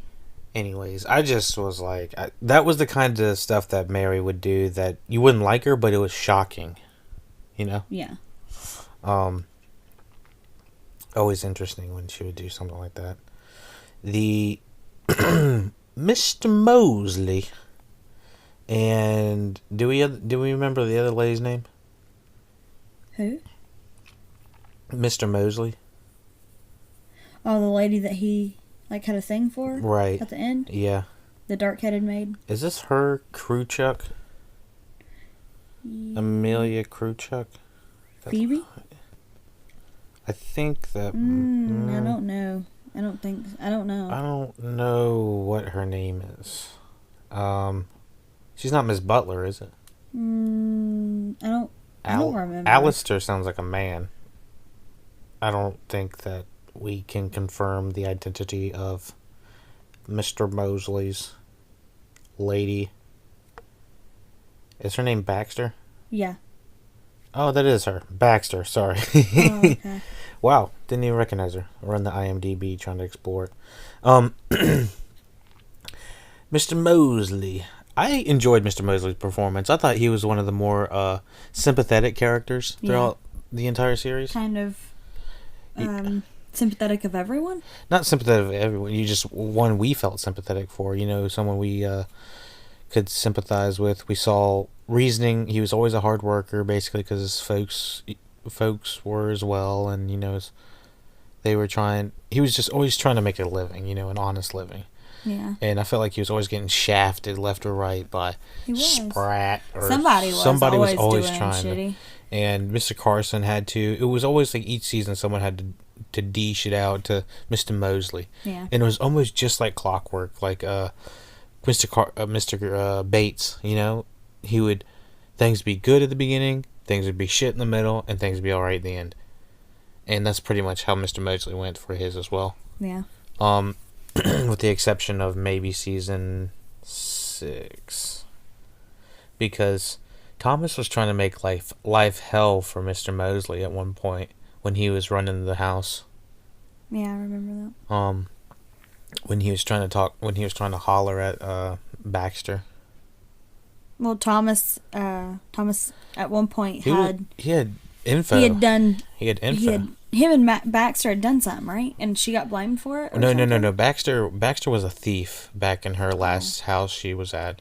And basically, I think the other person she had done stuff with, she was still intertwined with, and her current employers don't know about her shady past. Yeah. And he was kind of holding that over her head. Gotcha. And he, I just remember it not really resolving to much, kind of like most of the other side plots. They would try to make these intricate plots, but ultimately it was we never saw any of this happen. Yeah. Most of it was, I did steal this, or I saw, there's a story about, or, a lot of it was people telling other people about stories that we never saw as an audience. Yeah. So therefore, we're not emotionally invested. Yeah, no. We don't care about Baxter if we didn't actually see her commit the crime and go through some sort of trial and tribulations. You know? All we're getting is her somber essence at her new job. Yeah. She admitted to it, though. Yeah, I think the cops had known, right? Yeah. It was the person that had told her to do it, I think, was a male. I thought it was Thomas. No, it wasn't Thomas. It was someone else. The guy that had told her to do it. Thomas just knew about it, and he was holding that information over her. Oh, see, I thought Thomas did it. Okay. Yeah. The main thing is, just like this Baxter story, a lot of scenarios happen through telling of the story, Yeah. and I just didn't enjoy that. Yeah. I can't get emotionally invested behind someone telling me how great their relationship is and us not seeing a lick of it. Yeah, no, I get it. So,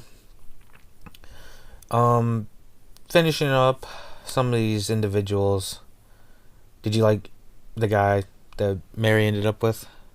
Henry Talbot? The race car driver? Yeah. Did you see? You remember him and Tom? Him and Tom doing what? Getting the car shop. Yes. I did enjoy that. I think I actually called that in season 5. I thought that was a good. Yeah, I remember you saying something about it. About why don't they? Yeah, because Did you say it to me or did I hear you say it at the end of 6? I just remember saying. I remember. Why isn't Branson interested in cars when they're at the racetrack or something like that? Him and Lord Gilliam, I think, or not Lord Gilliam, Lord Crawley, were just like oogling over the cars and stuff like that, racing, but they never discussed like Branson. He was supposed to be working on cars and stuff all first season when he was talking to Sybil. Yeah. And I think a little bit of second.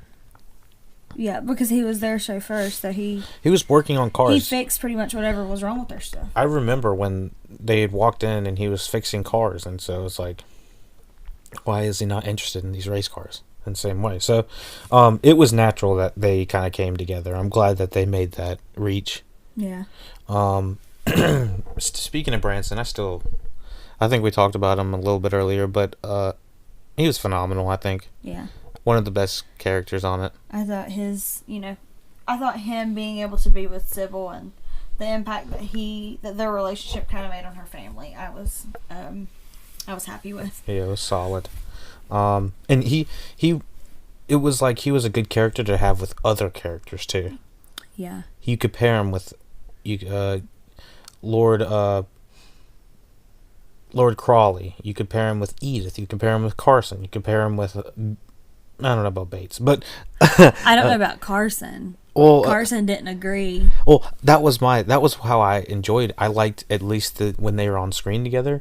Carson had to give him a newfound respect because he had kind of surpassed being, from a house servant or something like that, quote unquote, to being part of the family, to being served. Yeah. The server to serve. I think what made it easy to like Branson was he didn't want to be served. You know, he didn't want all of that fancy stuff. He just loved Sybil. Right, and he wanted his friends that that he kind of lost by joining the family. Yeah. Although some of them, liked him a lot more. Patmore and Daisy and stuff like that. What do you think about Andy? Andy Sack. Huh? Who are you pointing at? This guy. Oh. I liked him. I thought he was a big hunk of nothing. Sweetheart. Alright, first of all, I guess everyone in the show was a severe homophobe because every time Thomas would walk in the room, everybody would be like, "Oh my goodness," or something like that. They would look at that. But Andy especially was. I wouldn't call being repulsed when a gay man threw himself at you being a homophobe. When did he throw himself at Andy? He kept doing it in like slight little ways. Like he just kept, Well, I didn't think that he was like throwing himself. In season 6, this was by the time that I had known that he was going to try to kill himself. And actually, what I said, that is exactly what homophobic is. Being repulsed. Yeah. I just, that's what I was trying to explain. I don't know. I didn't. He wasn't homophobic in a way where he disagreed to work in the home with Thomas. And he even after knowing Thomas was what he was, he allowed Thomas to teach him how to read. Yeah, I couldn't remember exactly if he was just thought that Thomas was trying to come on to him or if Thomas was doing this or that. Now, if Andy was there when James had been intruded by Thomas, different story. If who? If Andy was not there when Thomas tried to go in and kiss James. Gotcha, yeah. Which was a big no-no. So I could see why he would be a little bit sketchy with then, but I think Andy, it just didn't fit with me. He just kind of felt like he was trying to be a William replacement or a Miss O'Brien's cousin, nephew, or whatever, nephew's replacement. He was just trying to Alfred replacement. I liked Alfred a lot. He grew on me. But I didn't like Andy. And then he went and tried to help William's dad. Yeah. So you didn't like him? I didn't even like William's dad. I thought William's dad was always creeping it up, trying to be like, Daisy, come live on the farm with me and the horses. I thought he did it out of the kindness of his heart, you jackass. You're not a jackass. I just didn't think that. I did not. I think he did it because William was his only son, right? And that was his thing. Mr. Mason was his name. Mr. Mason told her, he was like, you're the closest thing I have to my son. I understand that. The last thing that my son loved. But Daisy was so reluctant to do anything with William. She didn't want to do anything with William. Well, I think she admits that to him, too. And she admitted that to Mr. Mason? I think she did. Oh, Lanta. I thought she did. Maybe I'm wrong. I don't remember that. I thought she was like, Maybe she did. I didn't love him the way that he loved me, and he was like... I think he knows that too, right? Yeah. That's what makes it a little creepy. It's not creepy. I don't know. I just didn't enjoy... I see what Mrs. Patmore and everyone is... Because when Mrs. Hughes says marrying him was a great kindness... Right. Yeah. I understand that. Against... Daisy went against her own... judgment or her own feelings, saying I don't want to be with this person. She did, but there was also a lot of scrutiny against it, and it was like, no one's forcing you to do this, and no one's forcing you to lie. Yeah. And so I'm pretty sure Mrs. Patmore, Mrs. Hughes gave her a really hard time. Okay, so when they do give her some sort of guilt trip, I do remember the guilt trip. They were like, you can't tell him you love him, that type of stuff, and then take it back. It was like, I don't think she ever gave him clarity that she wanted to marry him, but she did talk to William and say, I don't really love you, and he was, on his deathbed. He was like, I don't care, just take the money. Yeah. But, and so I understand that. And that's why I just, since then, Daisy was just in my book. Yeah. I was like, dang it. I wanted to like Daisy, and she hopped from dude to dude. She did not pull a Mary. She didn't sleep with him. She didn't sleep with him, but she liked every other dude that didn't like her. You're right, yeah. Yeah, I just vented about this the other day. Yeah, we already know. Enough of that. Motherfuckers. Stick to your type, bitch. Oh my goodness.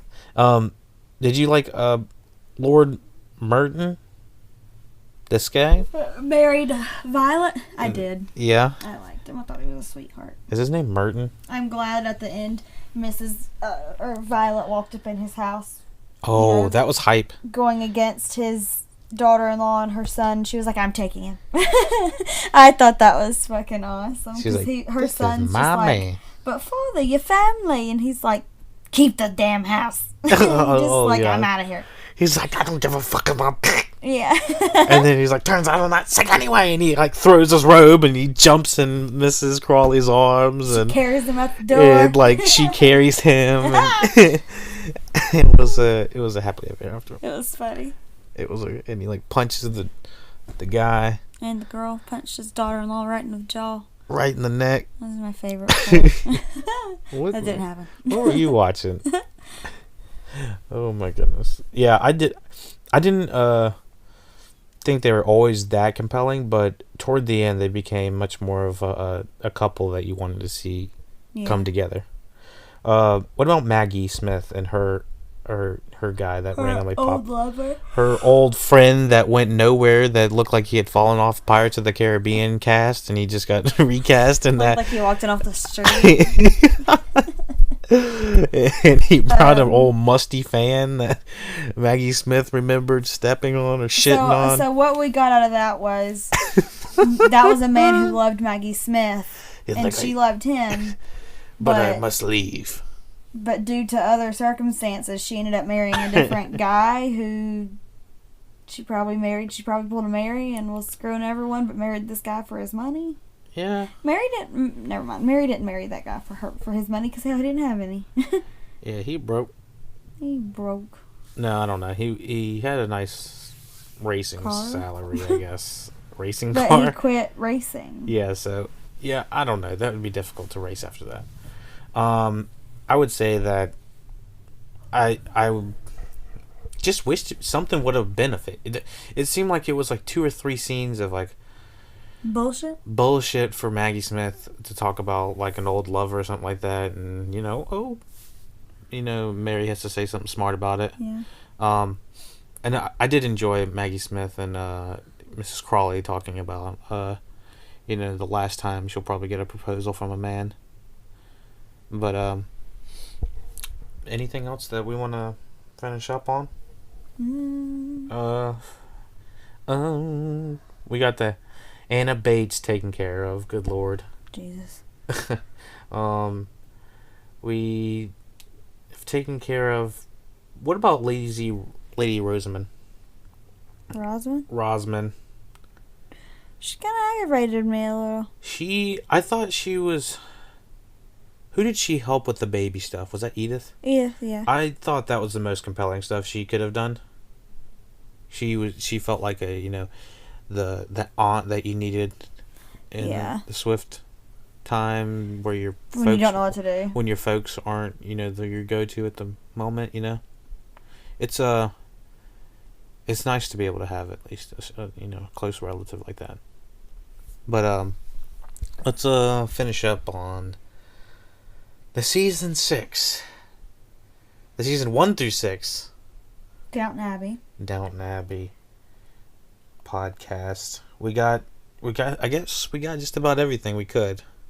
We didn't go through too detailed stuff, but we got all the nitpicks, the good, the whatnots, the have-dos, the have-nots. But I appreciate everyone listening. Check us out on YouTube for our full library.